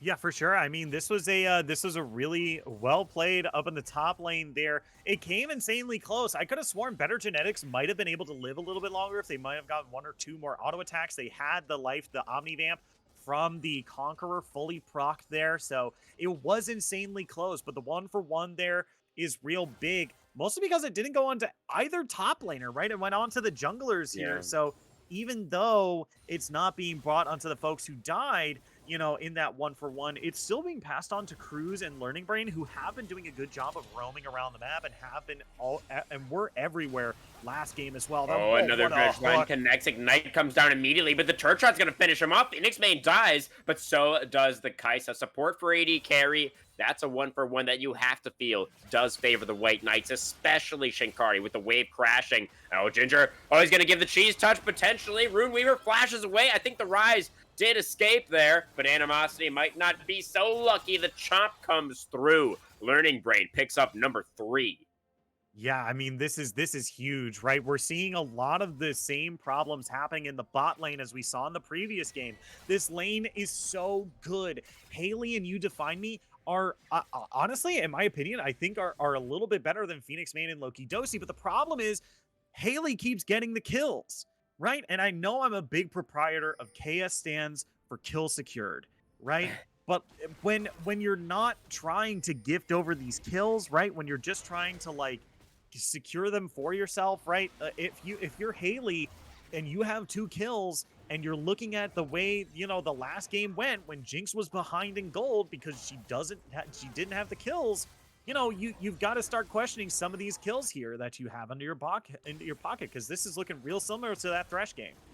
Yeah, I mean, I do think we should give Phoenix Main some credit. That was a max range dredge line connecting onto the Kaisa underneath the turret there, and they were able to get the kill. So that was some really nice Nautilus play coming through. But yeah, definitely it seems like a little bit unfortunate. Level 6 for the Aphelios here. Loki could look for a play, but Rise is going to come through for the collapse. Haley commits the flash, and they will easily be able to secure that kill. And this time, thankfully, it does go on to Define Me's Kaisa is the one who walks away with the money. Yeah, top and laner. This is a good. Once again, this is good. You want to get those kills onto You Define Me so that they can get those items because, you know, it was definitely annoying on the Jinx, but it's definitely going to be devastating on the Kaisa, right? Kaisa scales off of raw stats more so than any other AD carry out there. I'll die on that hill. I'll say that pretty heavily here because, you know, she is able to upgrade her abilities the more of a particular stat she has, right? That's how her kit works. If she's not able to hit those item breakpoints, then she's going to be much further behind than some other champions, right? So she really needs that gold. She really needs those kills in order to make sure that she can upgrade her abilities and have a much better mid game than Loki Dosi here. Yeah, absolutely will be critical to make sure that Define Me is a big player in these fights as we move towards the mid game, especially with the composition that facilitates Kaisa so well, right? You have so many of these champions that can dive in and have this setup CC that can trigger the plasma for that killer instinct to come through and finish off these high priority targets, this Aphelios, this Victor in the back line. So going to be really important to make sure that the Kaisa can stay relevant and hopefully ahead in a position of power in this game if the Panthers do want to take us to game number 3 tonight. things overall here are not it's not the quickest paced game, Shinkari. Yeah. We did have the first dragon taken just a couple of minutes ago by the side of the Panthers. So no super fast stacking happening this time around. We do have the Rift Herald in the Learning Brain's back pocket here once again, as Mhm. he is in the bot lane once again going for the lane gank. Haley has another battle dance, I think, but not able to get away. Actually did run out of dashes there and will burn down. Loki Dosi picks up that kill. That's number 3 for him on the Aphelios. And it's going to be potentially a turret or a Herald crash into this turret down here, Shinkar. Do you think that would be a play that they're likely to go for here? Yeah, I mean, Aphelios is a hyper carry, right? So getting him a lead early is definitely really Oh, advantageous. that's a lot of Oh my snips. gosh. Hold on. Oh, Aatrox is going to be okay for now underneath the turret. The Herald charge will come through, and Cruz is here to defend. So the jungler makes his way into that bot lane to prevent too much damage from being done to the tier 1 tower. But still a lot of gold going over to the Aphelios from that exchange. He's sitting on about 1,700 right now, Shinkari. So I believe that is a completed mythic whenever he decides to go back to base. So Runeweaver makes his way back into mid. Ginger still having his cheese touch. He hasn't been able to cheesify anyone yet. Yeah. Um, Sadly, number 2 Ginger and Runeweaver are just pretty content on letting each other farm their way through this early game here. So I don't think we're gonna see anyone giving away the. I don't think we're gonna see number 2 Ginger giving away the cheese touch just quite yet. I feel like we should have given the cheese touch at base to someone else who actually fights early. Um, well, we didn't make this decision, Shinkari. This yeah, is well, explain to us how this was going to work, and we're just talking about it. We're just yeah, tracking. yeah. Look, I'm just saying that maybe if we do this in the future, perhaps, Yeah, yeah. maybe we I should. think that's Yeah. Notes. We're just giving. I'm just giving notes here. yeah. It's work in progress. We can revise the rules for the cheese touch going Mhm. forward. I think that's a reasonable thing to Yeah. consider. But this game, it's still pretty close. As Animosity going to go for the World Ender, Cruz flashing for the Twisted Advance, and Genix really in some trouble. He has the Ghost active. He's going to try and run out, but there's just too much CC. There's a lot of damage from the Gwen, though. Conqueror stack, not quite enough. Animosity will finish him off. Aatrox gets his first of the game, and very, very important will be the Eclipse build for Animosity here, so need to get that one online really, really soon for this Aatrox to stay relevant as well. Hmm. So it's Cruz making it happen, the jungler for the Panthers, keeping him in this one, finding another play in the top lane. But he committed the flash and the ultimate, and we've got our second Dragon Shinkari spawning in just 15 seconds. Yeah, it's gonna be the Infernal Drake, which means we have either Cloud, Hextech, or Mountain Soul on the docket for today, for this game here. But I'm expecting this first turret to go down pretty soon here. Yeah, this is huge. Oh, wait a minute. Okay, Haley gonna look for it, finds a big engage, gets the charm onto 3, and the collapse is here though, and it's the Rakan that does go down just a little bit out of the team. The flash forward for the dredge line forces the flash out from the Kaisa. It's just 1 kill picked up so far, but Animosity is here, has the damage, finishes off the mid laner. Victor goes down. Can Loki Dosi make it happen? The Aphelios still alive in the back line, forced to flash away from the Aatrox, throws out the Moonlight Vigil, gets a lot of damage down. Learning Brain doing a great job of frontlining here, really stayed alive for a long time on the Trundle, but they're outnumbered. The Kaisa with the Killer Instinct into the back line, finishes off Loki Dosi. Learning Brain does manage to get one more. He fells the tree before he gets taken out, and that's a big team fight win for the Panthers trying to come back in this one. Yeah, but they've got to try to convert it into the Drake here, but there's just no room to do so, right? It's only the bot lane available, and the red team does have vision of this happening right now, which means it could be answered. Good teleport from Runeweaver is going to come in here, so they might be able to finish it off before the other team can get here. Yeah, well, certainly no jungler, no smite from the White Knights will be in the area to contest, and no smite for the side of the Panthers either there, but they are able to lock that one down. Phoenix Main is here now. We'll find the dredge line onto Runeweaver, but does get taken out for it. It's a trade at the supports as Ginger finally does cheesify someone. The touch has been passed on to Haley. He's not going to be able to chase anybody else down though just yet. Learning Brain is here, though. The Trundle has respawned, and he has the Hex Gates. It's the Hex Rift, Shinkari. The Troll makes his way back into the fight, but the Victor gets taken out on the backside as Define Me finds the mid laner. Lokidosi now, I don't know how he ended up all in the middle of this one, but he's going to get taken out as well. And now the Panthers find a couple more kills. They secured the second dragon, and they have the kill lead now, Shinkari. Still behind in gold due to some great farming. But it's the Panthers. They're fighting back. Learning Brain in trouble still as well. He's trying to escape. He gets knocked up, though, as the Darkened Blade finds his mark. Haley just there to support as Aatrox finds the shutdown. Yeah, wasn't able to transfer the cheese touch. I was going to say, Haley having the cheese touch is both kind of good and bad, right? Like, it's like, oh man, like you hate to see it on the support here, but Haley's been getting a decent chunk of kills. They're now 3-3-3 here, so they might be able to transfer it in a little bit here, but they weren't able to get that final kill. But man, if it's completed for these top laners, how does this matchup look now? Animosity is Ghost already committed from the Gwen. No ultimate available for the Aatrox, but Genetics not able to lock down the Darken. And that is the ultimate and the Ghost committed for Gwen, not able to find anything for it. Yeah, it's interesting to me that Gwen is going second item Void Staff here. I think I've heard Freak talk about this a whole lot, that second item Void Staff, and I mostly agree with it. So I'm going to go ahead and I'll die on this hill here too. I think second item Void Staff here is not so great. There's just like not a lot of magic resist to really pierce through here, and especially because Genetics is denying themselves boots. Like, they still haven't built their boots here, and now they're getting ganked. Ooh, the Nature's Grasp, but no turret. The Gwen in a lot of trouble here. Nothing that he can do. Wanted to go for the Gwen. It's not working out so far. Cruz has made sure of that as the tree locks down another one. 0-3 now for Better Genetics. Not having as good of a game as they had in game number 1. Yeah. I'm not gonna chalk that one up to the build though. Even though I was talking about the build the second that happened, that's more of just like, where is Gwen gonna go after so much CC, right? Haley in a lot of trouble here, but gonna be able to walk away. Oh, we are it's a little close, Rakan's pretty slippery. He was able to get out of there no problem. Not as close as it looked, I think. Just needed to have that teammate in the area, and he did. So it was all right. But yeah, that seems like Genetics maybe just a little bit tilted now potentially.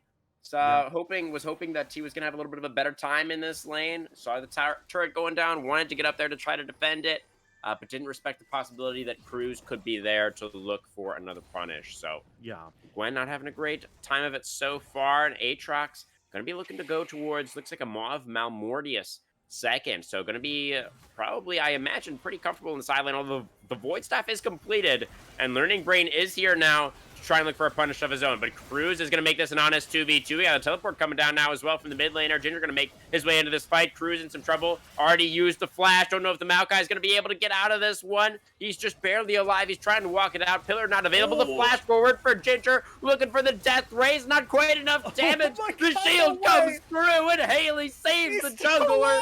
Phoenix Main is back there trying to make something happen, but he's just got to walk into a turret and die. And now Genetics is caught out. It's the Killer Instinct forward from Define Me. Picks up a couple of more scalps. Oh, no. And it's the Panthers are roaring to life here in game number 2. They secure themselves the gold lead for the first time this game. Just let him go. Just let him go. Cruz was long gone. He barely had any HP, but so many things were burned there trying to get the kill. We burned Flash from number 2 Ginger. We burned Ultimate from Phoenix Main. We lost 4 deaths, all trying to take down the tree. At some point, you just gotta say, just let him go, right? Like, there were so many greedy movements there, trying and trying. It seemed like a sunken cost fallacy at that point of them just moving Nautilus greedily through the jungle. They're trying to pick up the kill, and now they're gonna have to take a long time if they want to get to this Hextech Drake, which is gonna be Dragon, Soul Point. Soul Point, absolutely right there, Shinkari. And this is Hextech Soul too. This is a big one. Applying those slows, that AoE damage on top of what is already a very frightening, very threatening setup coming out from the Panthers here is going to make it almost impossible to play. for the side of the White Knights. Yeah. The White Knights once again were able to find a little bit of a lead coming out of the early game, but this time around they seem to have squandered it. Yeah, for sure. I mean, we saw them have like a decent 2 to 3,000 gold lead in the early game. There, they were able to get both of the Rift Heralds, but they weren't able to grab any of the Drakes there. They basically went 2 for 2 in terms of the first 4 objectives there, and they were even able to get first turret as well. We can even see them still up turrets in this scenario here. But man, it's just not looking too good for them right here, as we're now seeing a 1.3 thousand gold lead for Wildlife Esports here. Learning Brain, hey, how you doing? Nice dance. That's a nice little dance you got for us. Thanks so much. But it's just so man, I don't know how to say it. I guess it's, I guess upsetting is the word that comes to mind, I guess. Because we saw them play so incredibly well, and now we're seeing them make such greedy plays in this game, and not exactly able to convert things into objectives as well, and it's just a little awkward to say. Well, I would hate to. I know you're already upset, Shinkari. I know you're already Yeah, disappointed dad mode over here, and I'd hate to yeah. drive the point home I'm not mad. even further. But I'm if you not take a mad. look I'm at just Ginger's disappointed. build in the mid lane there, we actually have both solo laners going for that Void Staff second. So not what we wanted to see. Rune Weaver does have a Realm Warp, so he will be able to do the Faker thing and get himself out to safety there. No CC on the Gwen means Better Genetics had no way to stop him. Just going to teleport straight out of that 1v1. Yeah. I mean, it's kind of funny because that, like, the first thing that came to mind was that one Rise animation that they released. Like, I think it was like a few years ago, of like Rise like jumping through portals and like trying to grab like a bunch of like hidden tomes and stuff. That was like that's the first thing that came to my mind when they did that. It's like, oh, that's some actual lore. That's some actual lore things right there. Of Rise just doing something. He's just like, uh-oh, I gotta get out of here. Well, Runeweaver most certainly did get out of there. It was very fortunate. Still deathless so far this game on the Rise. Having a much better performance here in this second game. Was just getting consistently pushed in. Last game on the Ahri felt like he wasn't able to have a huge impact in the fights either. This time around, things going much better with the Rise. Ginger did get caught out in the side lane. Just going to get absolutely dunked on. It's Animosity and Cruz have just been the Bang Brothers up here. Just taking out anybody who pokes their head past that inner turret. Yeah, I mean, they were doing that in game number 1 as well. They were finding out number 2 Ginger in a lot of these positions, trying to true, the shine waves. So this is just a little bit of a continuation of that first game here, as they're now getting this Baron down real low. Learning Brain has the flash, but he can't get over to the pit in time. It's just gone. They eliminate the Baron. They absolutely shred through it. It's Kaisa, has the Kraken Slayer and Blade of the Ruined King. So that's a lot of % health damage coming through. Just melted that objective. Now has the Rage Blade complete as well. So that's the third item completed now for Define Me on the Kaisa. We already talked about how important that piece is for this composition as well. And we've already seen how effective it is in several fights just this game. And Define Me is so strong now. Now, Felios, not terribly far from his third item as well. Probably just needs, 500-600 more golds, possibly, and we'll have that third item also. But really, all the momentum at this point is held by the Panthers, and it's looking likely, Shinkari, that they will be able to bring us to Game 3. Yeah, we're looking at it. I will say that this gold is not insurmountable just yet. But, we just need to see a little bit tighter mechanics from the Shining Knights here, Shining Light White Knights. Because it's just too close for me to say, like, oh, yeah, let's GG go next, right? Because this Aphelios is still insanely powerful, right? Like, that Bloodthirster, while usually paired with the Immortal Shield Bow for that extra shield at the beginning and the end, especially with that red gun, is insanely powerful. About to complete an Infinity Edge as well. And this game Learning Brain in their favor. This game goes far later. Forward, the Nature's Grasp will come out. Get a little bit of CC down there, but Toronto getting extremely low. So is Haley. The Rakan actually will be the first casualty, but Killer Instinct now forward to find me. Maybe a little bit too far forward. Oh my goodness. Oh, it's Better Genetics with the scissors. He absolutely cuts them to pieces, and out of nowhere, It is the White Knights coming back and absolutely smashing in that fight. Yeah, and that's also 1,000 gold worth of bounties over to them as well. These objective bounties are going to be up for a little bit while longer here too, and they're going to secure the Hextech Drake here, which is gigantic. They delay the soul and secure a 500 gold objective bounty for them as well. They're going to get another inner turret as well, another big objective bounty here, which means their objective bounties are finally off the map. They got 1,900 gold split across their entire team off of that play, and now you can see it demonstrated on the gold as well. Look at that, 1.5 thousand in the lead now. Shining Light White Knights get a huge comeback here. Oh, Define Me thought he had him. The Killer Instinct forward, straight into the Gwen. I forget the other champion that was stacked up with Better Genetics on that lower half of the fight there. But Define Me, Drew's Maokai. it was the Maokai. Yeah. Or, there was another member of the White Knights that was like next to the Gwen. Oh, okay, never mind. Yeah, but it was, I mean, it was like several members of the Panthers, right, were diving forward there alongside you, Define Me, trying to finish off those kills. They thought they had the fight right there, but it was Define Me just a little bit too far forward, got cut down. The Gwen damage was just insane and punished them for just moving forward so aggressively.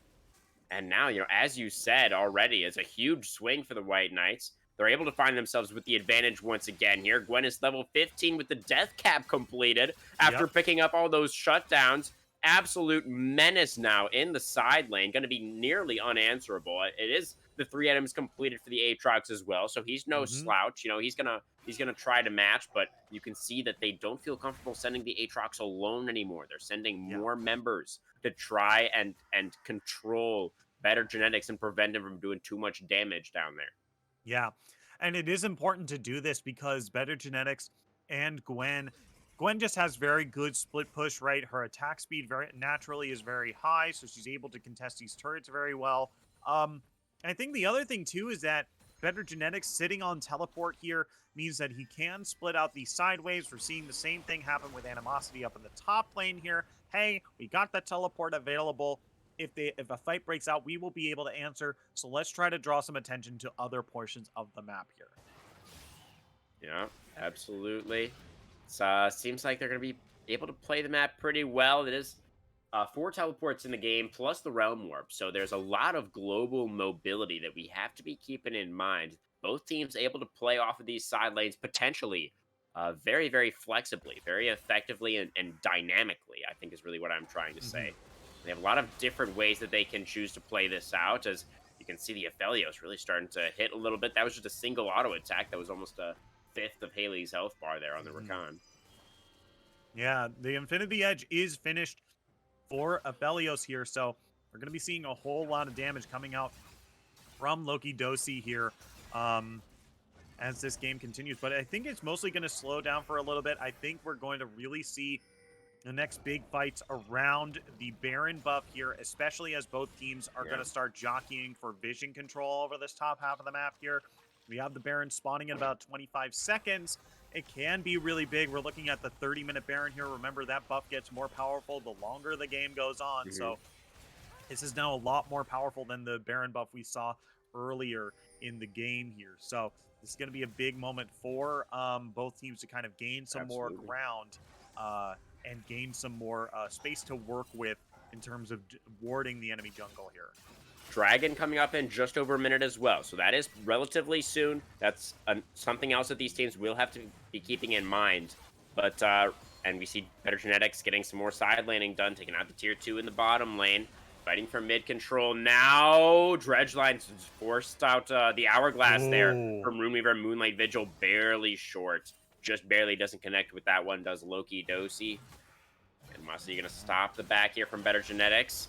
Top laners potentially going to go for the 1v1 here. Needlework coming out. World Ender in response, but Animosity losing out in the trade so far. Has the big shield from the Malmortius. Will it be enough? He has his team. The team collapses and Better Genetics gets shut down as Rakan flies in with the quickness. Now Nautilus forced to flash away over the wall. Moving forward now, Animosity has Aphelios up against it. Lokidosi flashing away now. Has a lot of damage on the way out. Learning Brain surviving for so long on the Trundle, and he will flash away and survive as well as the Aatrox and Haley will fall. It's a 2-for-1 now in favor of the White Knights as they're trying to chase down Cruz. He has a blast going to get himself to safety.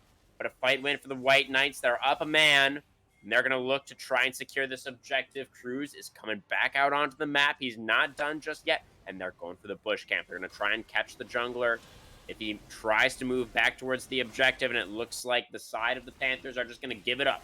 In the end, they will give over another Hextech Dragon to the side of the White Knights. They're going to try and get some control around the Baron, try and put down some wards as you were calling for just recently, Shinkari, and they're going to flash for the engage. They catch out the support. So another kill goes back over. That will be a power play now. Be careful, though. There's a teleport. Ooh, and Learning Brain is here for the punish. No flash on the Maokai. He already used it. He just did for the engage. Means he has no way out of that one, and Lokidosi going to trade it back and make it a 1-for-1. And because it was the jungler, Shinkari, that means that Baron is on the table. Yeah, and this is huge here. They take Baron so incredibly quickly thanks to how fast Gwen attacks naturally and how... Oh, wait a minute. Learning Brain's in some trouble here. Yeah, the Trundle also no flash. He's trapped in the pit. They're going to take him out. They're going to remove one of the Baron buffs. Better genetics now. You got to get out of there, man. You do not have help coming. You are severely outnumbered. This top laner is going to be going down. And it's going to be Define Me on the Kai'Sa that picks up the kill. Stopwatch in tow now as well. So a couple of key Baron buffs removed off the side of the White Knights. They're not going to be able to get as much done with the buff as they normally would have hoped for. We may have another little bit of a slowdown, Shinkari.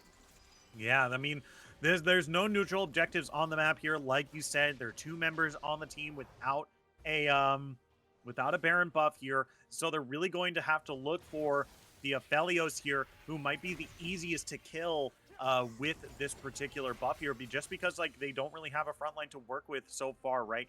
Trundle has just respawned. It doesn't look like they're making any sort of ultra aggressive moves to look for the Aphelios, so Lokidosi should be fine for a little bit here. Should also be noted that Lokidosi has finished the Lord Dominic's regards here. So once again, we're going to be dealing a lot of damage to these frontline members, especially the Aatrox and the Maokai here, specifically just because of how much more HP they have, more so than Lokidosi here. And look at that. Look at that big shield he's got. This is why you build Bloodthirster on Aphelios and why I think it's the best item on Aphelios, because Aphelios already naturally builds up a shield if he has his red gun out, and with the Bloodthirster as well, he double stacks that kind of pre-HP shield there. So really, really big for him there. Really, really good for them as well.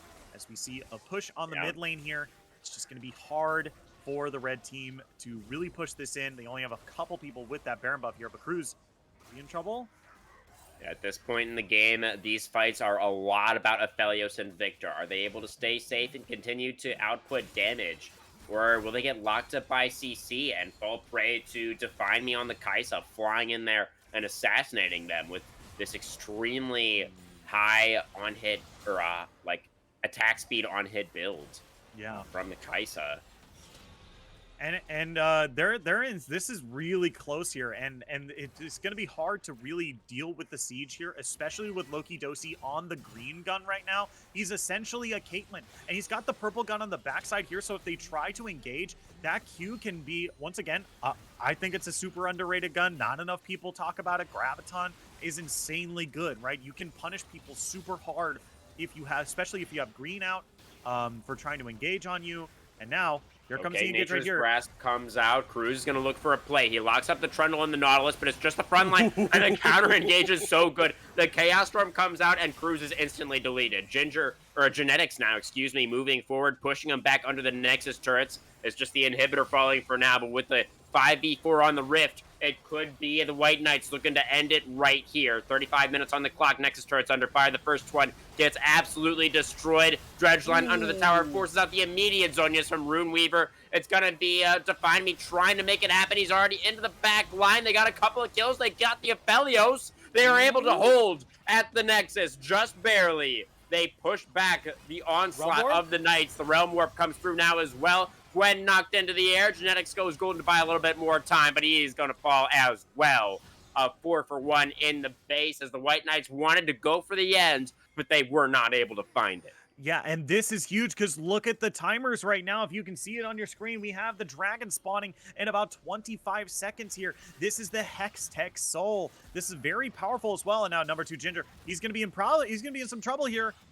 A nice gravity well to slow down the Aatrox's advance. Now the Chaos Storm, the Death Ray, almost finished off Animosity there. Oh, the Zonias from the overload, but it's not enough. Another one comes out. He's overloaded with overloads. Runeweaver picks him up. Number 5 for the Rise. It will be the Hextech Soul, as you already illustrated for us, Shinkari. Huge deal. That massive, massive permanent buff going over to the Panthers means that they are once again, I think, favored in this game. Yeah, for sure. I mean, this was actually really, really good here. I think this was a huge play for the White Knights here, or I'm brain farting really bad. Excuse me. The Panthers, rather. Excuse me. With the soul. Yeah. Panthers with the soul. Not only did they get the soul, they also cashed in on a huge bounty on the Aphelios. The Aphelios had like a 700 gold bounty at that stage. So not only defending the Nexus, pushing the other team out, they got nearly a full. They got basically a full wipe, right? They got of the enemy team. Number 2 Ginger like kind of died like right as someone else respawned, but like they got the big bounty as well, and they're getting the Dragon Soul. So even though the gold still says that they're behind by 1.2 thousand, it's a very narrow lead, right? Especially with the we can now talk about like, oh, how much is this dragon worth in terms of gold, right? Like, because now the Hextech Soul is basically the great equalizer at this point. Well, I also think that we should mention, once you get to this point in the game, like 71,000 to 72,000, like the gold doesn't really matter all that much. Yeah. What it comes down to at this point is just the fights. It's just the setup, the execution, who finds the engage, you know, who gets the pick, who has the priority CC where they're able to find that target in the fight and like act on the win conditions for their team. That's what it comes down to. Baron is on the map once again. As the teams start to circle around, start to look for some vision. I confess, Shinkari, I have lost track a little bit of the cheese touch. Victor has killed more people, but it's still on Rakan. It's still on Rakan. Yeah, Haley hasn't gotten a kill since that time they died to number 2 Ginger. So I was gonna say, like, okay, Rakan, like, it's not too bad, but now we've reached the stage of the game where Rakan's probably not gonna get any kills, so Rakan's probably gonna be stuck with the cheese touch. So would have to owe his own teammate a couple of bucks then potentially. I think is how that works. Yeah. But we'll just have to wait and see. There is still time, and he does have the Zonia's Hourglass on the Rakan, right? So a little bit of damage there from the Rakan build. Yeah. Well, once again, it's to reinforce the I want to get in, have a safe engagement, and then be able to leave, right? If we go in with the quickness, yeah, I mean, I mean, it could be. I guess that's why he has the oh man, what is that? It's the Vision Ward item, which does give you a decent chunk of stats, actually. It does. Yeah, so he might be able to get something. We'll have to see, but that's the World Ender pop for Animosity. It sure is, yes. A lot of the other ultimates are still available, but in the Hextech Soul, you can also see doing a lot of work there. As Loki did get knocked up, but had his team around him, as well as a Guardian Angel complete on the Aphelio. So if he does go down again, they'll have to take him down twice. This is something that they will have to keep in mind. GA also complete and ready to go for Define Me. So the Kai'Sa also able to dive into that back line, even if they shut her down. She will be getting up at least once. Yeah, as we're starting to see a little bit of the use of the Maokai here. Maokai really good at scouting out the area outside vision here with those saplings and not needing to 100% commit to engaging as well. So this is really good for Cruz here, and they've kind of gotten themselves a lot of control over this Baron Pit here. They might not have gotten the Scuttle Crab, but they have a lot else here as Genetics might be in some trouble here against Animosity. Then we'll have to keep our eyes because this game is on the edge of a knife right now. It absolutely is. This point in the game, one misstep, one misposition could cost your Mhm. team everything. It's all about the macro play, pressure in the side lanes as Genetics putting it on, throwing out the needles, forces out the World Ender. Once again, going forward for the snips. Animosity with the counterattack, though, lands a couple of sweet spots. A lot of healing here on the Aatrox as well. Conqueror also stacked for the Gwen. The Hextech still coming into play. A lot of damage coming through. Zonia's Hourglass, not enough. Shut down for Animosity on the Aatrox, and now Maokai with the big engage finds the ult onto everybody and into the meat grinder with the White Knights. They went for the siege once again, and this time they get absolutely annihilated. Oh man, Trundle did manage to flash away. Learning Brain escaped, but this could be the end. The death timers are pretty long. There's a wave in the top lane. Runeweaver and Animosity are going to go for it.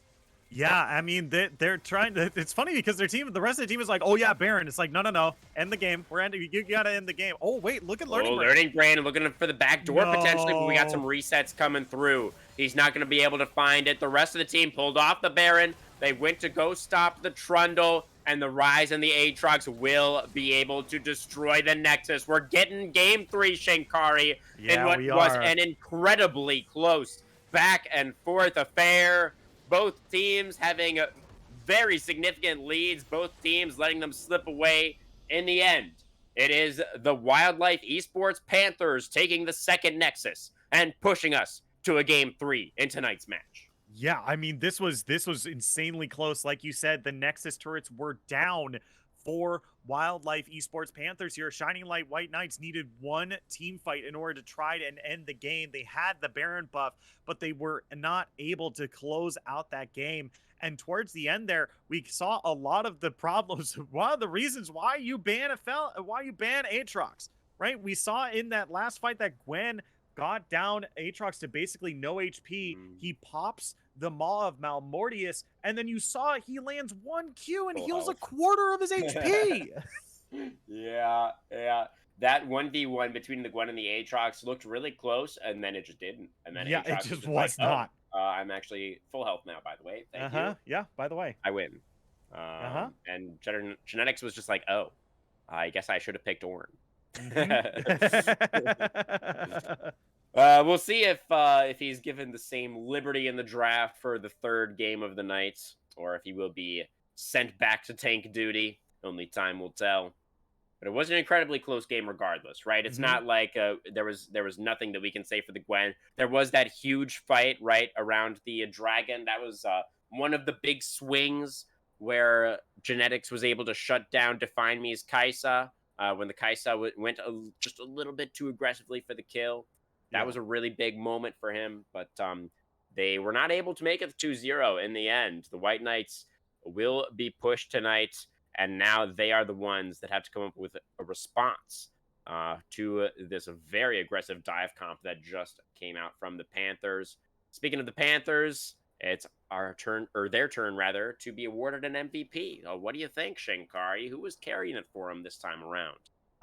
I gotta say, it was up in the top lane for me for sure. The Aatrox was just way too good. I mean, like, there were so many times where people were like, haha, look, we found Aatrox, 1v1. We're definitely going to get him.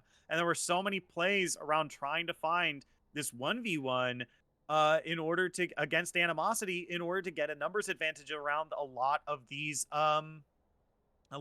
objectives, but it just did not come to fruition just because of how well Animosity was playing the Aatrox, how well he itemized the Aatrox, and how well he was executing on those 1v1s. So insanely well played from Animosity here, stopping a lot of those 1v1s from going poorly and being able to turn it around for them for sure. Yeah. Definitely Animosity did turn into a monster on the Aatrox by the end of the game. And he did have the most damage on his team as well. 36,000 from the Aatrox. Full build. Really, really massive. Winning out in the 1v1 at the end of the game is basically what sealed the deal. I mean, that was the White Knights closing in, like looking to try and break through to the Nexus once again. But winning out in that 1v1 meant that they had the man advantage for the ensuing team fight. And it was really, really massive. But I actually don't know if I'm aligned with you on this one, Shinkari. I kind of want to give it to the jungler again. I thought Cruz was one of the main reasons that Animosity was ended up being so powerful later on into the game. Like he spent a lot of time up there in the top lane, once again keeping the Gwen down early on, right? It was, I think, 0-3 at one point for Better Genetics because of all that attention from the Maokai. And he had that absolutely enormous engage with that last fight at the very, very end of the game as well that sealed the deal. But it was strong performances again from all those players from the Panthers, and they needed it. They needed it to bring us to this third game tonight, and now all that remains is to see who will take the third and final Nexus. Don't go anywhere, guys. You don't want to miss the exciting conclusion of tonight's playoff series. We'll be right back.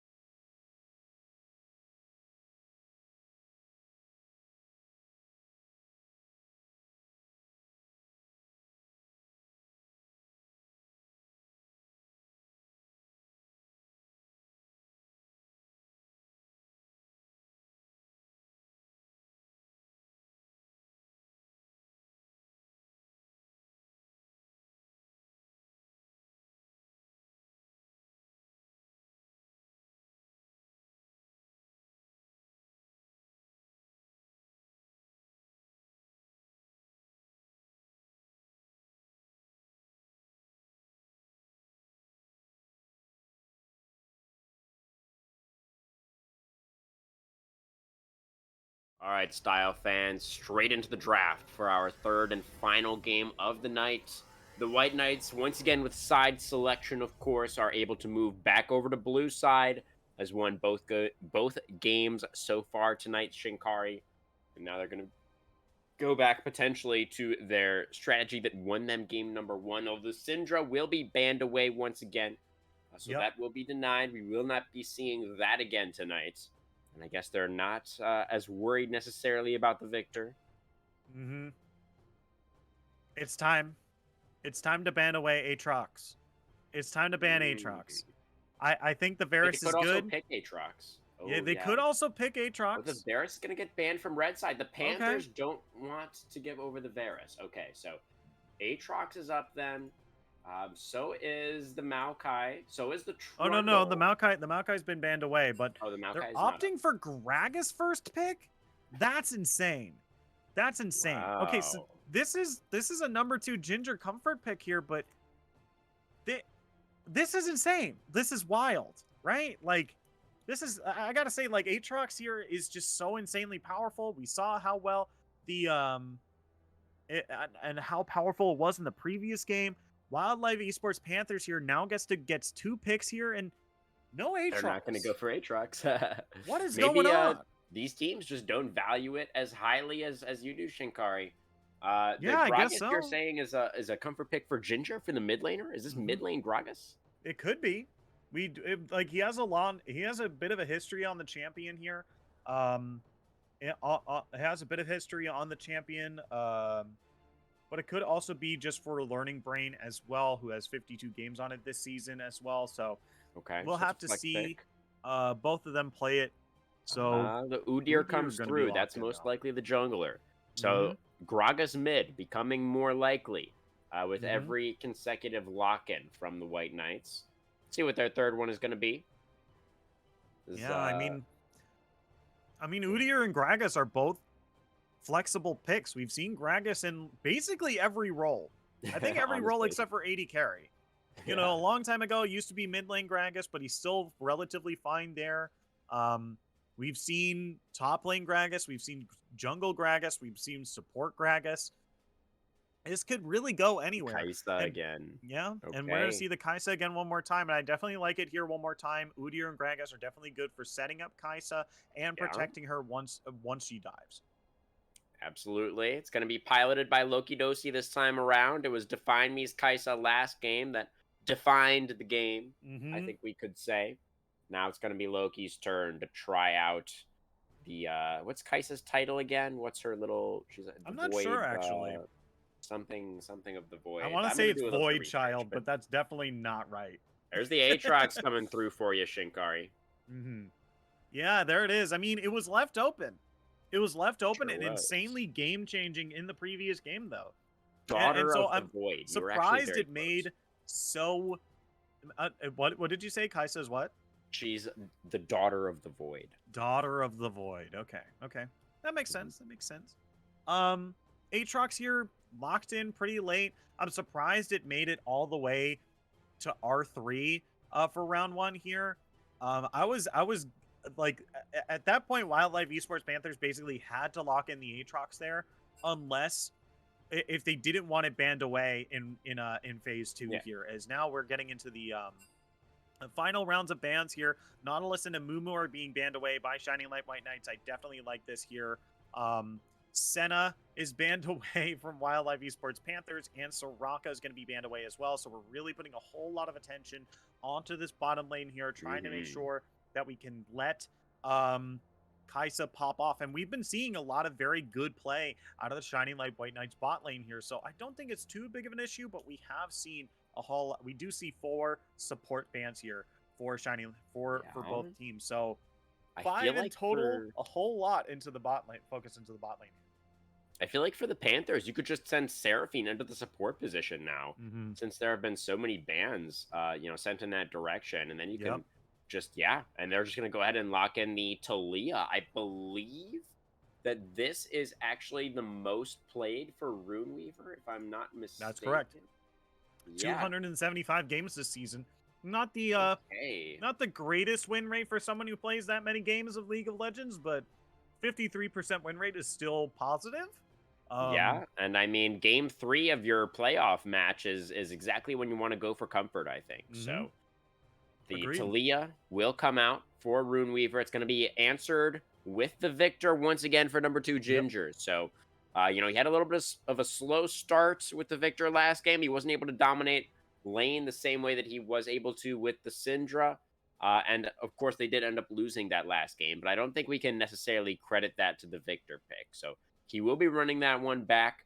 It is strong team fighting. He's got a lot of really great frontline already, and then the Leona as well to be paired up alongside the Kaisa. They tried to ban away as many engaged supports as they could, Shinkari Yeah. did the Panthers, but you can't ban away all of them. Leona is definitely a primo pairing to go along with the Daughter of the Void. Yeah, for sure. Is now we're seeing now the last pick here for Wildlife Esports Panthers to pair with the Seraphine. They have a significant amount of Maybe. damage in this team already. I honestly really like the Ashe here, honestly, for Ooh, Wildlife Esports Panthers. It yeah. pairs really well with the Seraphine. It has really Whoa. good engage. I mean, I can't Oh. be mad at that. I can't be mad at that. I'm a Galio main. That's my favorite character to play in League of Legends. He's my absolute. He's my little boy. I love him. Please don't harm my son. He's my little guy. Please don't comment on his size. He's very sensitive. Okay. I honestly, so here's my heart's call. I think that's Galio Seraphine bot lane. I think It that's is. Galio It Seraphine almost in the bot lane. certainly is. Yeah, because Talia is almost definitely going mid. And Mhm. then Aatrox and Olaf, obviously, the top jungle. So Yep, when yep. you're playing Galio Shinkari, do you play him support much, or are you more of the mid Galio? Honestly, I'm flexible. I Okay. am definitely more of a support player, and I like Galio support because your level 2 is insanely strong, and you have oh my god, okay. We're someone we It's work. are oh my god. Okay. We are getting someone switching accounts. We are getting Haley is switching accounts right now in order to have a better skin for their character that they're going to play. I don't know which character they're going to play, but they are. Well, Haley's going to be on the Galio. Yeah. It's Haley's Galio. So Yep. it's this is actually really interesting, Shinkari. This Mhm. is so you're a Galio main. Yeah. And so I'm sure you have some thoughts about Galio skins. Okay. Yes. Yeah. Yes. So then what do you predict is the skin that they're swapping for? And also, what is your personal favorite skin? Okay. So we have two options here. Number one, we have the best skin, which is Birdio. By Okay. far. Okay. By far, best skin, Birdio. However, we could be dealing with a capital G gamer here, in which case we need to see, oh, this needs to be the coolest one, in which case we're going to get Gatekeeper Galio.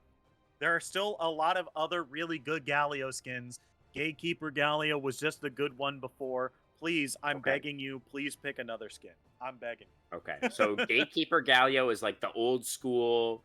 Like Yeah. this is people have been doing Mhm. this for years. This is old news. It's sort of the classic cool skin Yes. that everybody has. But you're saying that I mean Birdio I think is obviously the best. I mean Yes. that By is far. just I agree with your assessment there. So Mhm. the newer Galio skins then would be there's the Debonair skin and then Yep. there's the Infernal skin and the Dragon Guardian skin is actually Yeah. quite new.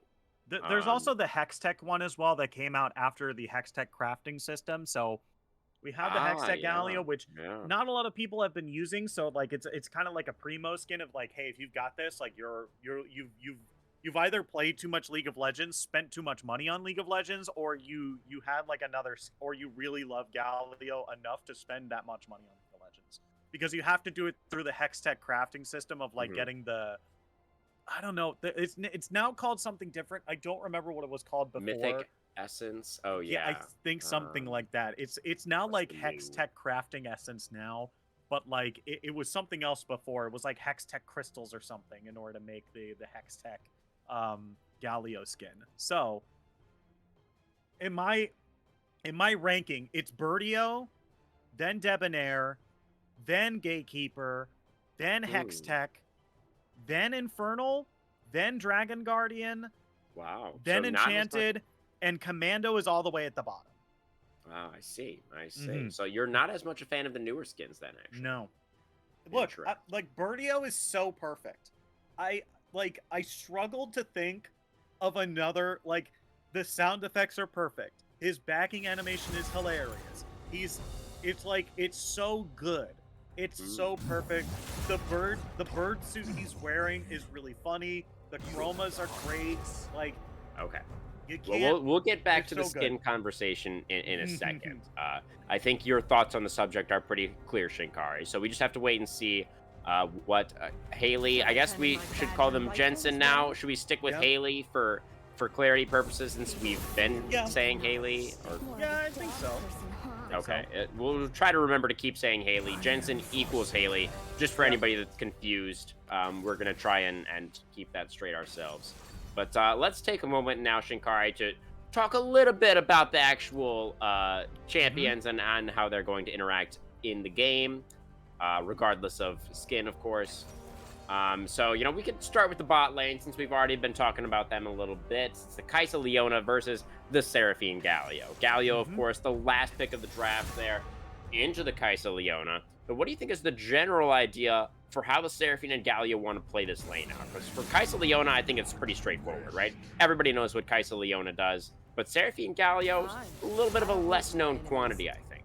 Yeah, I definitely agree that it's like there's not a lot of synergy between Seraphine and Galio, right? The big thing, I will think this is how it works, but Galio does get a shield passively every now and then, a magic damage shield on his W. So the big thing for me is that I want to see if that applies to Seraphine's W, whether she can continually heal Galio over and over. Because right, the way Seraphine's W works is that if there's a shield already on someone, then you get healed, right? And then upgraded, you get a shield, and then the W procs again, you get healed, right? So that's a big thing for me to want to take a look at, to whether see that works out, because this is a lane that like we don't really see a whole lot of in this game. This is an interaction we don't see a whole lot of. So, I mean, Galio, the thing is like Seraphine really isn't going to be able to fight early. Like, she's not exactly like an early fighter. In the mid lane, she's very passive, and as a support, she's more of like peel and heals for her AD carry. But as like a more aggressive role, she's not going to synergize well with the Galio, because Galio likes fighting at level 2. Seraphine does not. Absolutely not. She's like, Yeah. I mean, I got a slow. That's it. That's all I got. After that, you're good. Like, but Galio wants to do a full fight. His level 2 burst is insane, right? So level 2, level 3 is where Galio is at his strongest, but Seraphine might not be able to match that pressure. Here's the other wrinkle, though, Shinkari, is who else is really strong at level 2? What's that? Kaisa and Leona are very strong at level 2.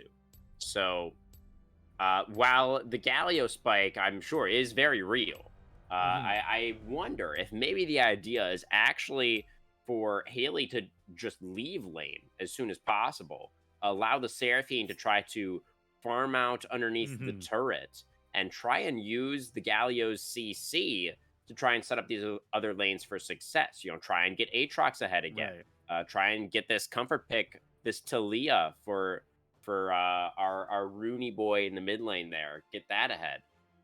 So I think that is potentially something that could be happening. Remember, Haley did go for that really early lane gank actually in the top lane last game as well. That particular gank didn't yield any results, but I think Galio is potentially maybe another champion that they could look to accomplish that with.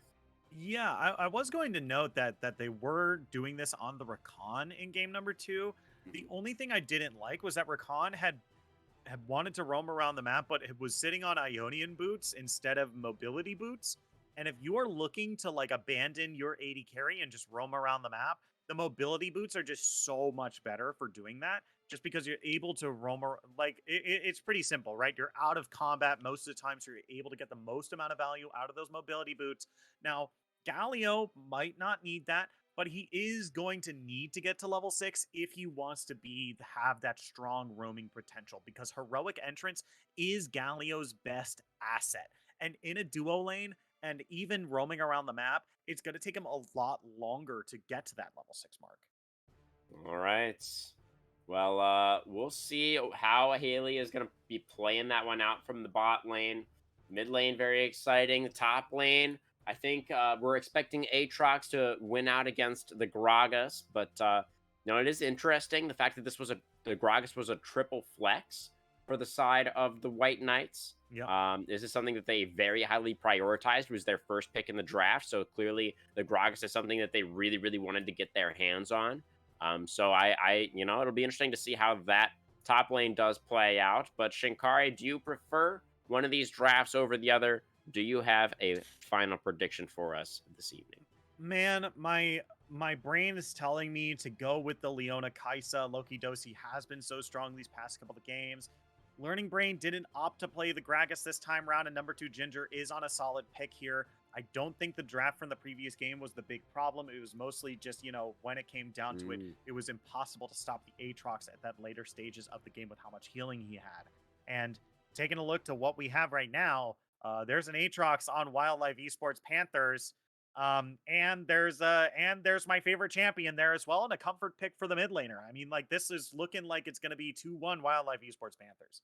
Okay, he's predicted the Panthers all 3 games tonight, guys. He's been correct for one of them. Let's see if my co-caster, as well as the Panthers, will have a winning record on the evening. Game 3 right around the corner. We'll see you back here real soon.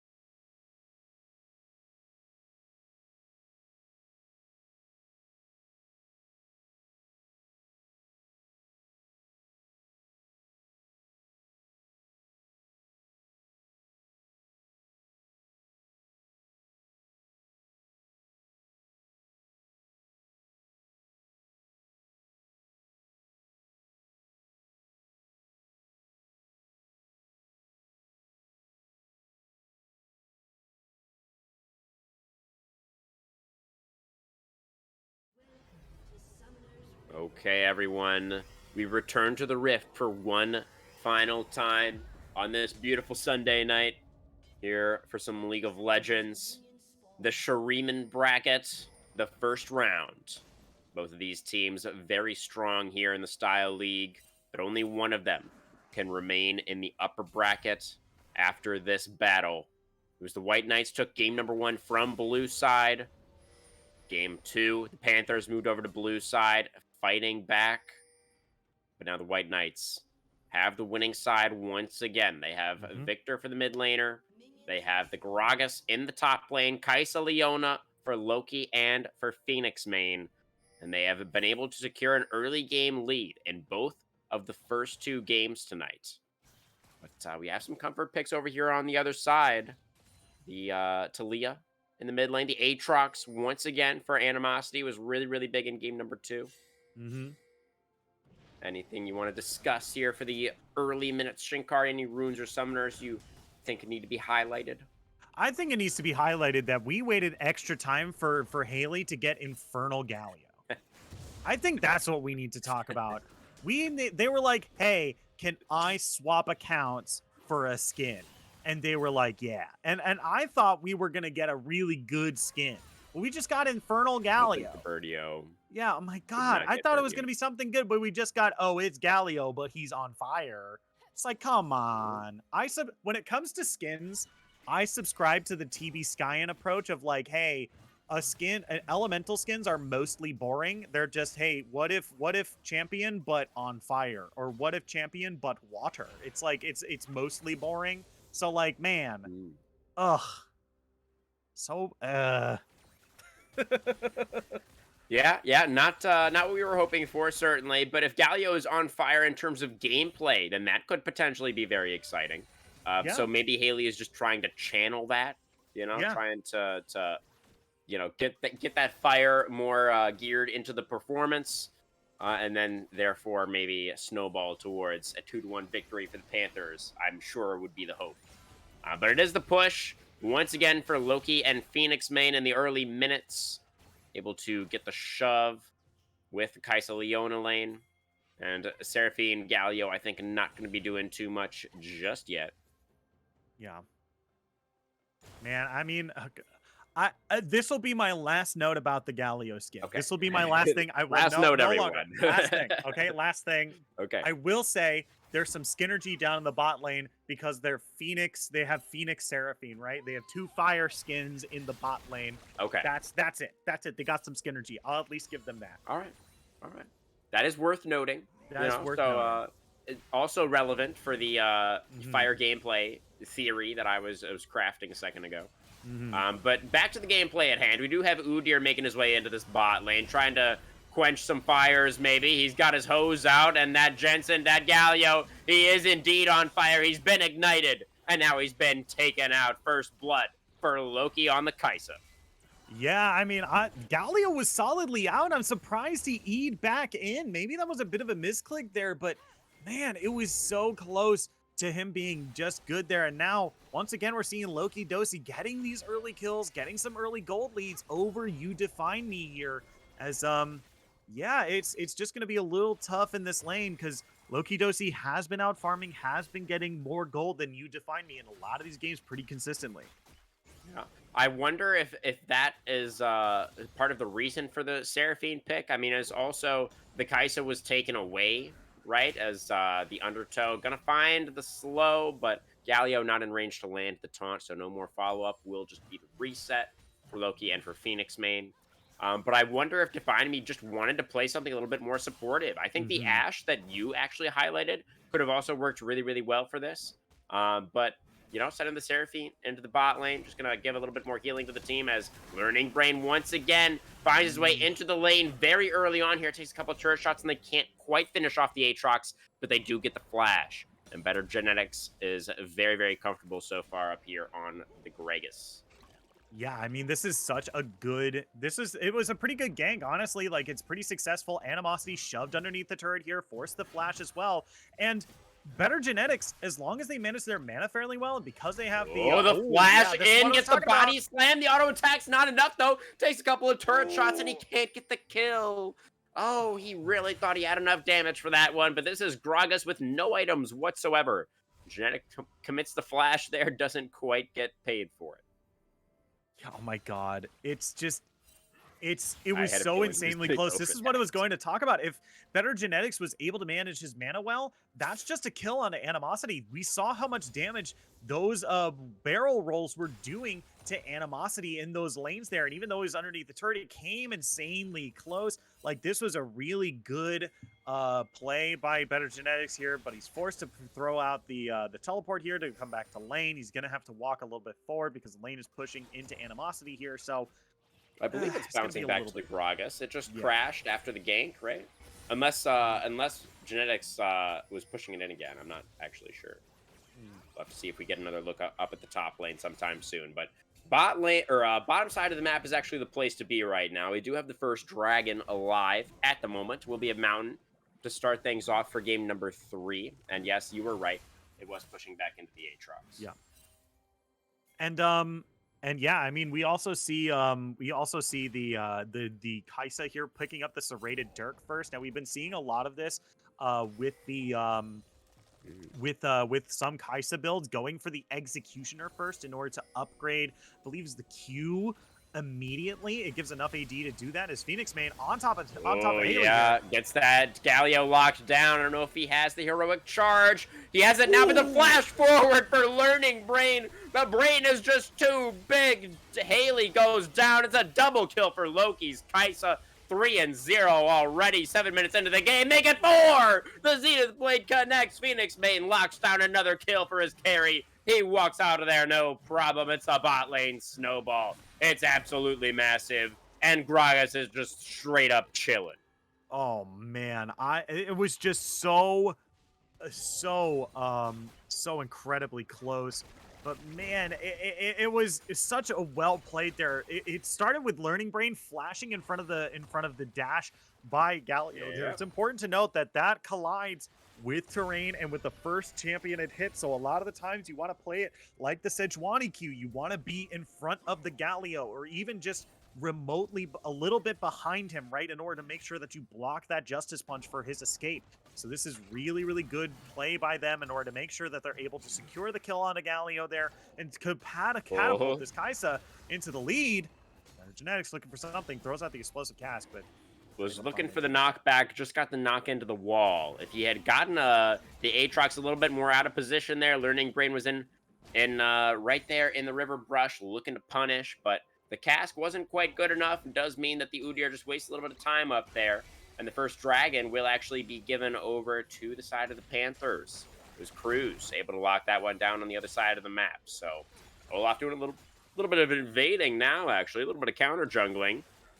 If the Udyr susses it out, I imagine Herald would be the next target for the side of the White Knights. Yeah, and crucially, along with the serrated Dirk, Loki Dosi, with all that gold, has been able to back with a and pick up a Noon Quiver as well. So now Loki Dosi will be able to get that Executioner and probably a Kraken Slayer as well.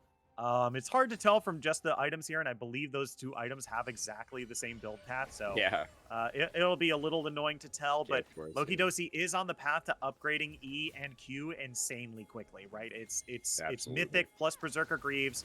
And then not quite enough range on the taunt. Cruz is here. He has level 6 on the Olaf. Seraphine ult comes up, but Loki Dosi flashes away, stays alive. Phoenix may not going to be so lucky, but the plasma stacks allow Loki to trade one back onto the Olaf. 5-0 now on the Kaisa, flashing forward. The Galio will get taken out, but Runeweaver with the Reaver's Wall will cut off Kaisa's escape path and pick up a massive shutdown for himself. That was 400 additional gold for the Talia, only having to commit the ultimate there.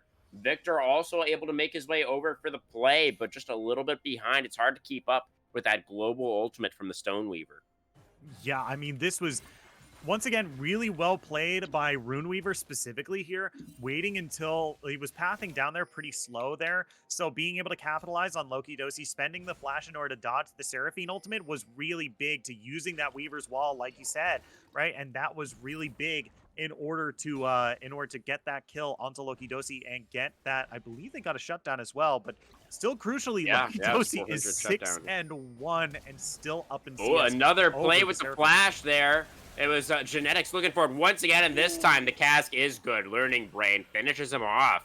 Gets the kill. Cruz a little bit behind the play this time around. Olaf is there to collect the wave, but not in time to save his top laner. And now Big Wave pushing away from Define Me and Haley. This is a risky position for the Seraphine Galio lane to be in once again. So Lokidosi doesn't quite have the killer instinct off of cooldown, but when he does, they could definitely look for another play.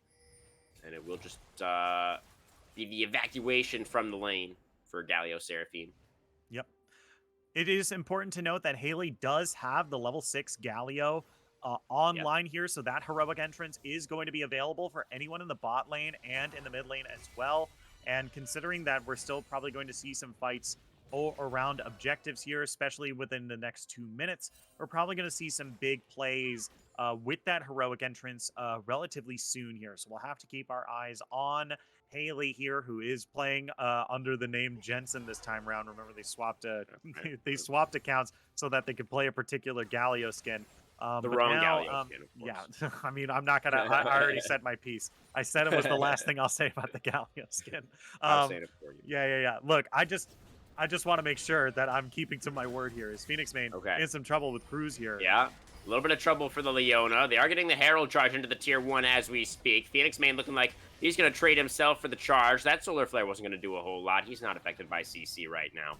But he is affected now as the Ragnarok has worn off. The Galio ultimate comes in to peel for the jungler. And they will be able to evacuate the ultless Olaf after getting that kill onto the support. Yeah, for sure. I mean, that was mostly just an easy kill for Cruz to pick up there. Not a whole lot to talk about, right? The Solar Flare from Phoenix Main might seem like a bit of a mistake, but the cooldown is just so low that, like, by the time we see Phoenix Main come back to lane, like, it's really not going to be that big of a time between the next, like, big fight that, like, we're probably still going to be able to see the Leona ultimate. And with Cruz staying there, I think it's still crucial that, like, Phoenix Main was, like, just wasting their time, right? We saw the charge come through, and even though they weren't able to get first turret off of the charge, they're still able to get the first turret off of the damage from Lokidosi there. So that's what's really important to take to keep our eyes on here as Lokidosi. Not exactly looking to build the Executioner just yet. It looks like they might be building into something else first, unless I have my build path wrong. Interesting. I don't think Zeal and Dirk combine for anything. So that would be odd. Yeah. I think you're right. That is interesting. We'll see what he wants to complete second. He is obviously pretty far ahead of the Seraphine. Pretty far ahead, being a little bit of an understatement. Over 3,000 gold ahead of Seraphine right now. Individually is the Kaisa. They are able to secure themselves the second dragon of the game as well. So tying up the dragon count, very, very important. Blue buff will reset here. Runeweaver not able to finish it off, and it will be stolen away by Learning Brain. Able to pick that one up. Had both smite charges available, looks like.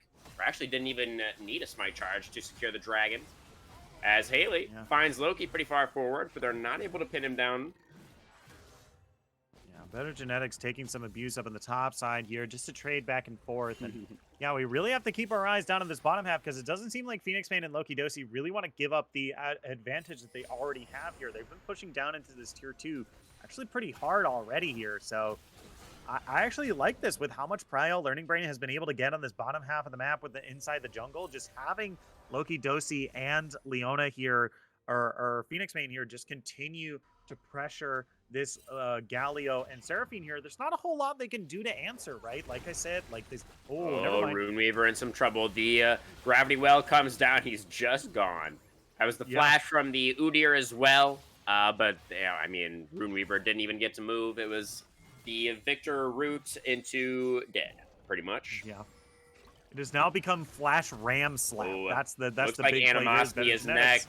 You just saw your mid laner get collapsed on, man. You really probably should have seen that one coming. But he will get picked off. So both solo laners for the side of the Panthers get taken out within seconds of each other. Does mean that the second Herald will easily be secured now by the side of the White Knights. Very, very comfortable. And they have their bot lane up here. to try and take out another tier 1 turret.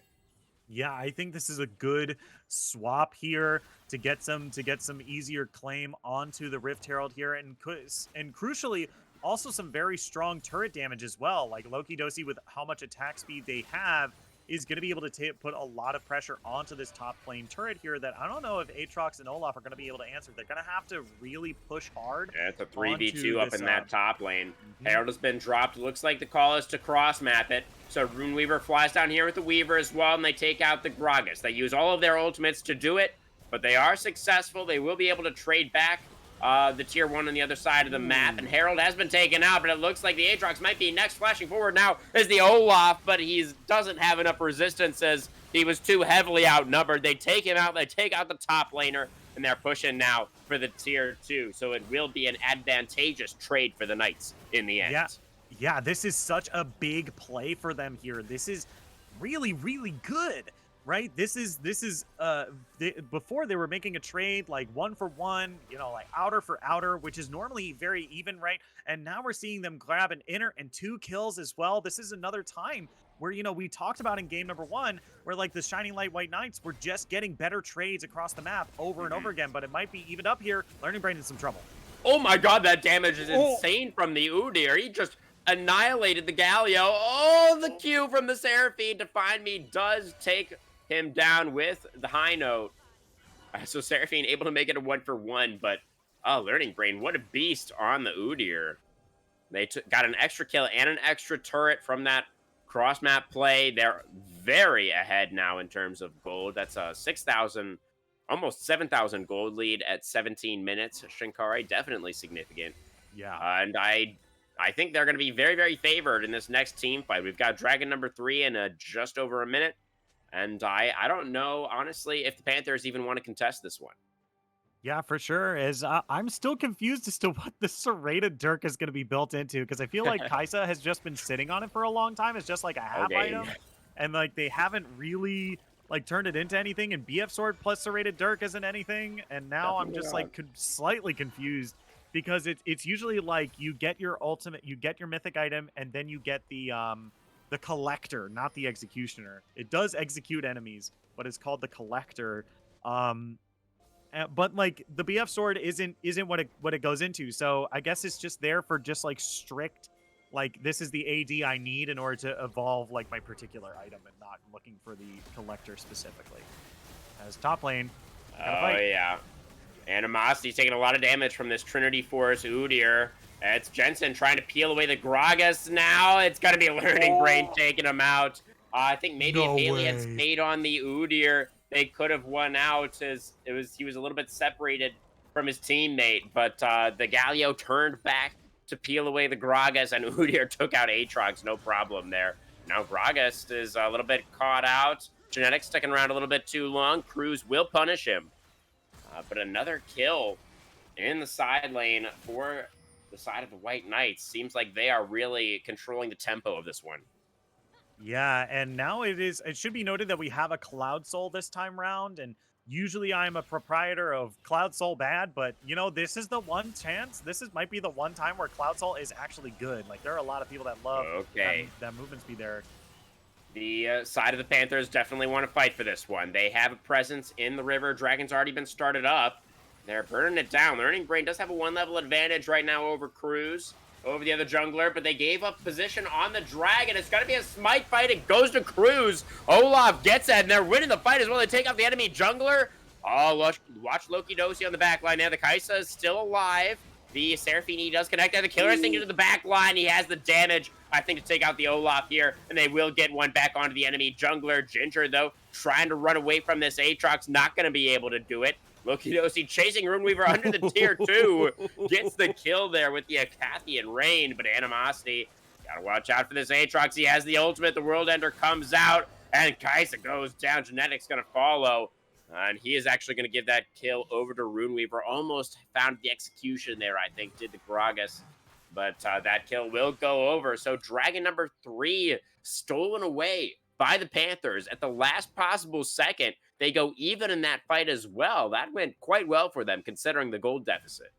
Yeah, and yeah, I was gonna say, like, even though this is a big win for them, like, this is huge, right? Going 4 for 5 and picking up the Drake here, right? Putting themselves closer to this Cloud Soul here, which I actually think is actually really good for them, right? Like, once again, the slow resistance is good for dealing with Victor, um, and the slow resistance is also getting good for dealing with Gragas as well. You have some strong initiators who like that out of combat movement speed, but crucially, popping Ragnarok and popping World Ender is going to give a whole lot of movement speed for both the Olaf and Aatrox, which is insanely good, right? When you pop those two ultimates, you want to be in melee. You want to be making sure you're able to get the most out of those ultimates. So getting that movement speed is going to be very good for them. Now, on the other hand, though, pressing R and giving movement speed, not so great for the rest of the team. Weaver's Wall is a real long channel. The Seraphine ultimate, you really just want to stand there to do it. So this is looking pretty good for them right here with the dragon, with those 3 kills. But like you said, they're still down 5.6 thousand gold after all that. Yeah, the stats from the Cloud Dragons shouldn't be discounted either. Just the passive movement speed can be really, really nice. I believe that is the buff that it gives, right? Yeah, It's out of combat it's out movement of speed. combat movement speed. Yep, 7%, and the slow resistance is also going to be good for Victor and for Gragas for sure. Definitely, definitely. And they were able to close the gold lead a little bit as a result of that last fight as well, of course. Still pretty significantly behind, but they are at a decent place. They've got the 2-item spike for most of their members here. It's just Animosity. Still working towards that Maw of Malmortius on the Aatrox, but he should have it pretty soon. 22 minutes, so Baron has made its way onto the Rift. And we're waiting a couple minutes still until the next dragon. So probably nothing going to happen in the immediate future. Shinkari. So last time around, what we saw for the previous dragon fight was the positions in the river were held by the White Knights. They started up the objective, but they weren't able to keep the Panthers out of the river. The Panthers were able to just kind of move in, steal that one away, and they were actually pretty well set up for the fight because the dragon was kind of their 6th man as Learning Brain kind of moving in, forcing the ghost out from Cruz's Olaf there. Could be significant. I mean, but go ahead. Yeah, the big thing about that play was Bitter Genetics was dead for a big portion of that fight here. Now they have Better Genetics this time. He was able to swoop in for a lot of those kills at the end there. But now Better Genetics is doing that same thing he was doing on Sion in game number 1 of just they're zoning him in away. front of Yeah, everyone the else. Weaver's Wall is too late. The Baron has been secured. And now I think just the reset is most likely what the White Knights are going to be after. They go for the disengage. They have the Baron buff now on all 5. They're going to play this out much more calmly, much more collected than in game 2, where they ended up losing all their Baron buffs. And they should have plenty of time now to make it back out onto the map to fight for the dragon as well. Yeah, for sure. Is the one thing I want to mention here, and this is especially important now that I see, excuse me, multiple AP items finished for the Seraphine and the Maw of Malmortius finished for Olaf, right? I want to see some grievous wounds. LS be damned. Okay. You need to pay the 800 chunked gold out here tax. pretty heavily. Ragnarok popped. Oh, he goes golden to immune the would-be fatal axe. Gragas barely survives on single-digit health. Flashing forward now is Learning Brain. Gets a lot of damage done to the Galio support, but can't finish him off. And Gragas stuck around. Comes back in with the belly bop. Gets himself the assist. And Cruz is down mere seconds before the dragon is alive. Yeah, this is going to be, I don't think we're probably going to see a Dragon Soul this game unless one team gets a huge kind of pressure on the next 2 that we'll see here. But this is going to be a big objective take for the blue squad here. They lose their top outer turret in response, which is just mostly the Panthers just kind of keeping themselves in this game right now as Shining Light White Knights here continue just to have some dominance across the map here. Loki Dosi, can we talk about how well he's been playing all 3 games? He's been getting so many kills and playing this 80 carry role insanely well. And this time around, 10 kills at 25 minutes. Holy moly. Yeah, I mean, Define Me kind of popped off with the Kaisa last game, and Loki Dosi is like, yeah, I can do that too. Busting out his own Kaisa now, doing really, really well for it, and I definitely agree. He's been having a great series tonight overall. The marksman player there for the White Knights, really, really good stuff as Cries found out again, pushed out of his own jungle. Victor close to level 16 here as well. Yeah, the other thing I wanted to highlight here was, once again, I'm going to praise Loki Dosi a little bit more here because Loki Dosi has been played 3 unique champions this whole series, right? And has drawn bans from every single one of them, right? Like Aphelios, Varus, and now Kaisa, right? Like Loki Dosi's play on all 3 of these rather unique champions has been insanely good, right? Loki Dosi is really, really good on this team, has been really consistently good across all games. Like, this is Loki Dosi's just been playing out of his mind. Absolutely. A strong contender for MVP, I think, if the White Knights are able to close this one out nice and cleanly. Definitely sitting pretty right now. Has his Infinity Edge completed. And working now, I imagine, towards that Collector. I think it's finally time to upgrade our serrated Dirk there, Shinkari. Yeah. I do have to ask you a very important question. And it's regarding one of the players in the game right now. If this is the number 2 Ginger, who's the number 1 Ginger? Ooh. Well, Leona is also a Ginger. She's also in the game. I'm not sure if she's number 1 or not. I'm actually not sure what characteristics we're actually using to evaluate the Gingers. I mean, so it's got to be Rupert Grint, right? Rupert Grint is like a strong contender for number 1 Ginger. Yeah. There's a lot of pretty renowned Gingers though. Like let's say what's her name? Emma Stone, I think, is a Ginger. Emma Stone, maybe. I don't know. There's a lot of them. There's quite a few. Yeah. I think it's certainly up for debate. Yeah, it's certainly up for debate. But if you're like number 2 to like Rupert Grint, I think that's like a pretty good up there, right? Yeah, definitely. Yeah, that's a pretty good comparison. It's like, okay, Rupert Grint and then me. That's a better genetics though. I think they might be number 2 in something else here. Well, he is gonna have to run away from the Talia, but or waddle away rather, but he is gonna be able to do so very, very easily. So that collapse from the side of the Panthers did not really work out. That was the ultimate committed from Runeweaver. He's gonna have to teleport back towards the base now to try to defend the tier 2 turret. Looks like it might go down despite the summoner usage, and yes, the second Ginger behind Rupert Grint will secure that one. So gold lead now. Up to 10,000, Shinkari. And we're going to have a Cloud Soul point coming up pretty soon here. Yeah, and we've reached the point where it's like, hey, this is a gold lead that is really, really, really hard to come back from. 10,000 gold is usually about the time when I'm like, hey, maybe we should look into game 2. Because 10,000 gold is like, you need a comedy of errors in order to get the gold into a scenario where it's comebackable from. And well, Shinkari. Yeah.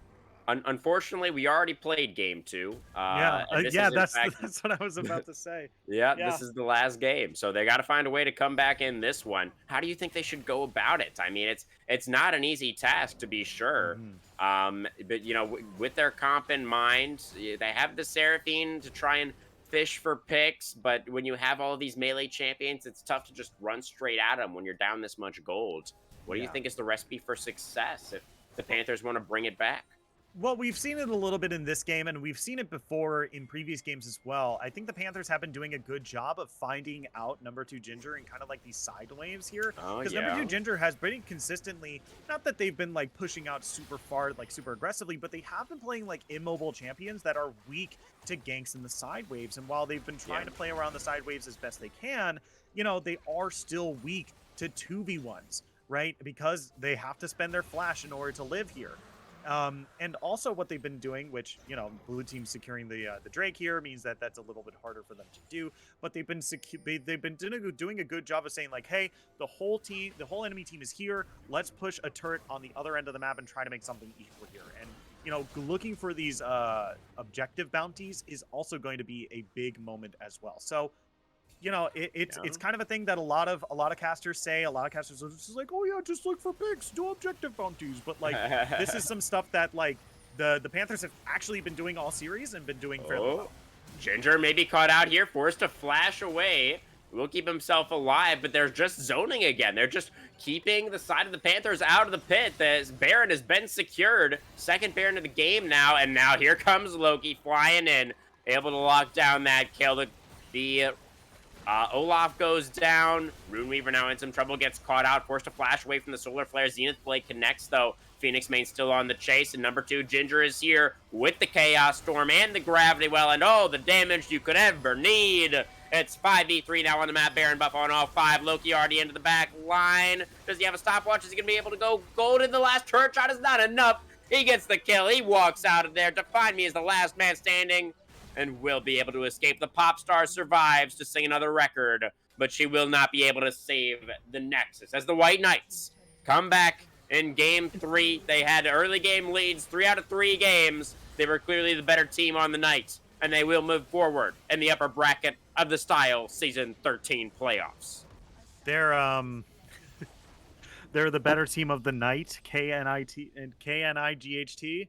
Oh, damn. I didn't Oh, even... yeah, look at that one. I wasn't expecting that. But what a series. I mean, this was back and forth. This was really close. I mean, that last game was the most one-sided of the night, and that, honestly, like, that's fine. Like, I think the funniest stat to come out of this night was just, blue side was 100% win rate at the end of the day. Like, It sure was. Yeah, it was really, really good. We talked about MVPs across the series here, and Learning Brain has been up there with how well he's been playing a lot of these junglers here. But I think we talked about Loki Dosi just being so insanely good this whole series. They've been consistently getting lots of kills for their team. They've been consistently out laning their opponent. Right, You Define Me and Haley were really good game 1.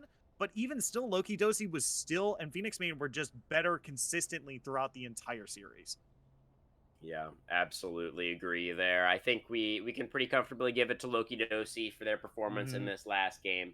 So, as you highlighted, Learning Brain had a phenomenal series, better genetics, back on tank duty. But, he did go for the AP variant, the AP build actually on the Gragas, and he made it look pretty good. Yeah. So, meeting in the middle there with the draft coach worked out pretty well for him. And Phoenix Main, absolutely phenomenal support play down there as well.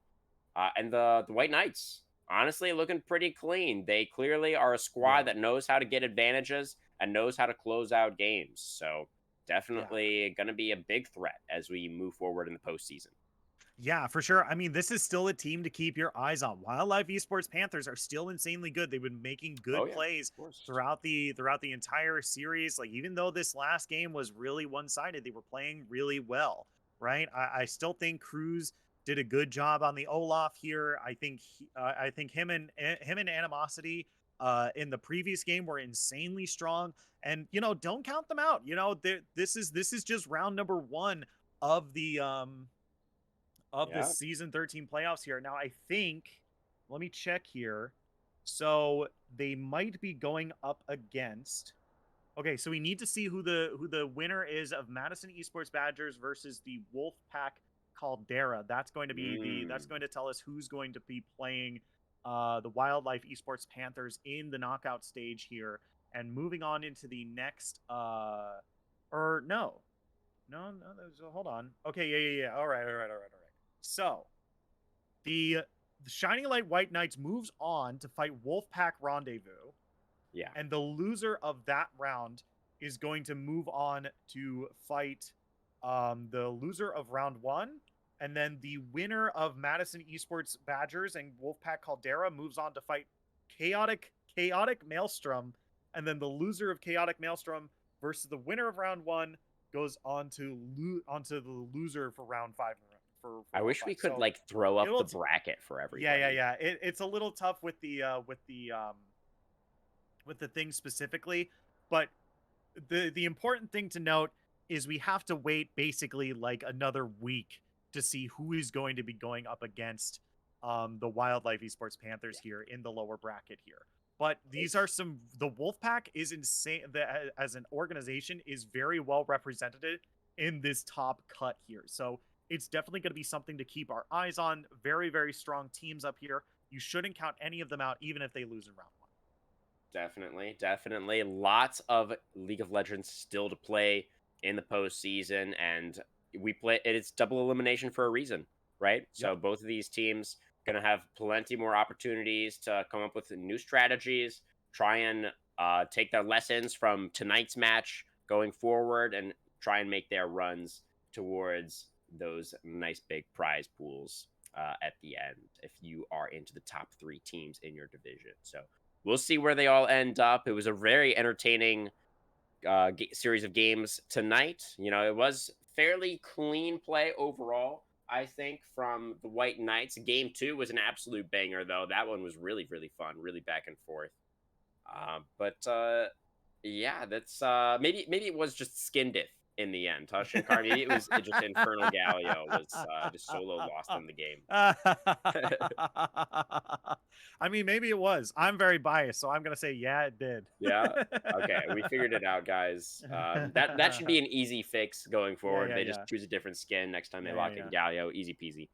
But I'll say this. I'll say this. If Haley makes it to the grand finals, I will buy them Birdio. okay. All right, Haley, if you're still out there in Twitch chat, if you're still watching the stream, I'm your witness. All right, just make it to the finals. You got some stiff competition up here, but I know you can do it. All right, we want you to get the best Galio skin. Shinkari wants to make it happen for you. It's all up to you now. I know you can do it. But Shankar, do you have any closing thoughts on tonight's match? Anything else you wanted to touch on from what we No. witnessed on Summoner's Rift? No. This is some really good play from both teams here. I think if you're another top of the table teams that you're studying this game, don't count anyone out yet. Don't just be like, oh, they lost round one. Keep it up. So yeah, this is gonna be a good time. Yeah, like I already mentioned, plenty of postseason still to go, but that will do it from us here tonight. So we'll be back next week with some more playoff action. I imagine we'll have some games coming up Wednesday or Thursday. Mm-hmm. I imagine would be when we're going to be coming back with some more style esports for you. So a couple of days off, but don't despair. We'll be back before you know it with some more season 13. But from us tonight, from myself, from Shankari here, from the entire production team at Style Esports, thank you all so very much for watching. Take care and good night.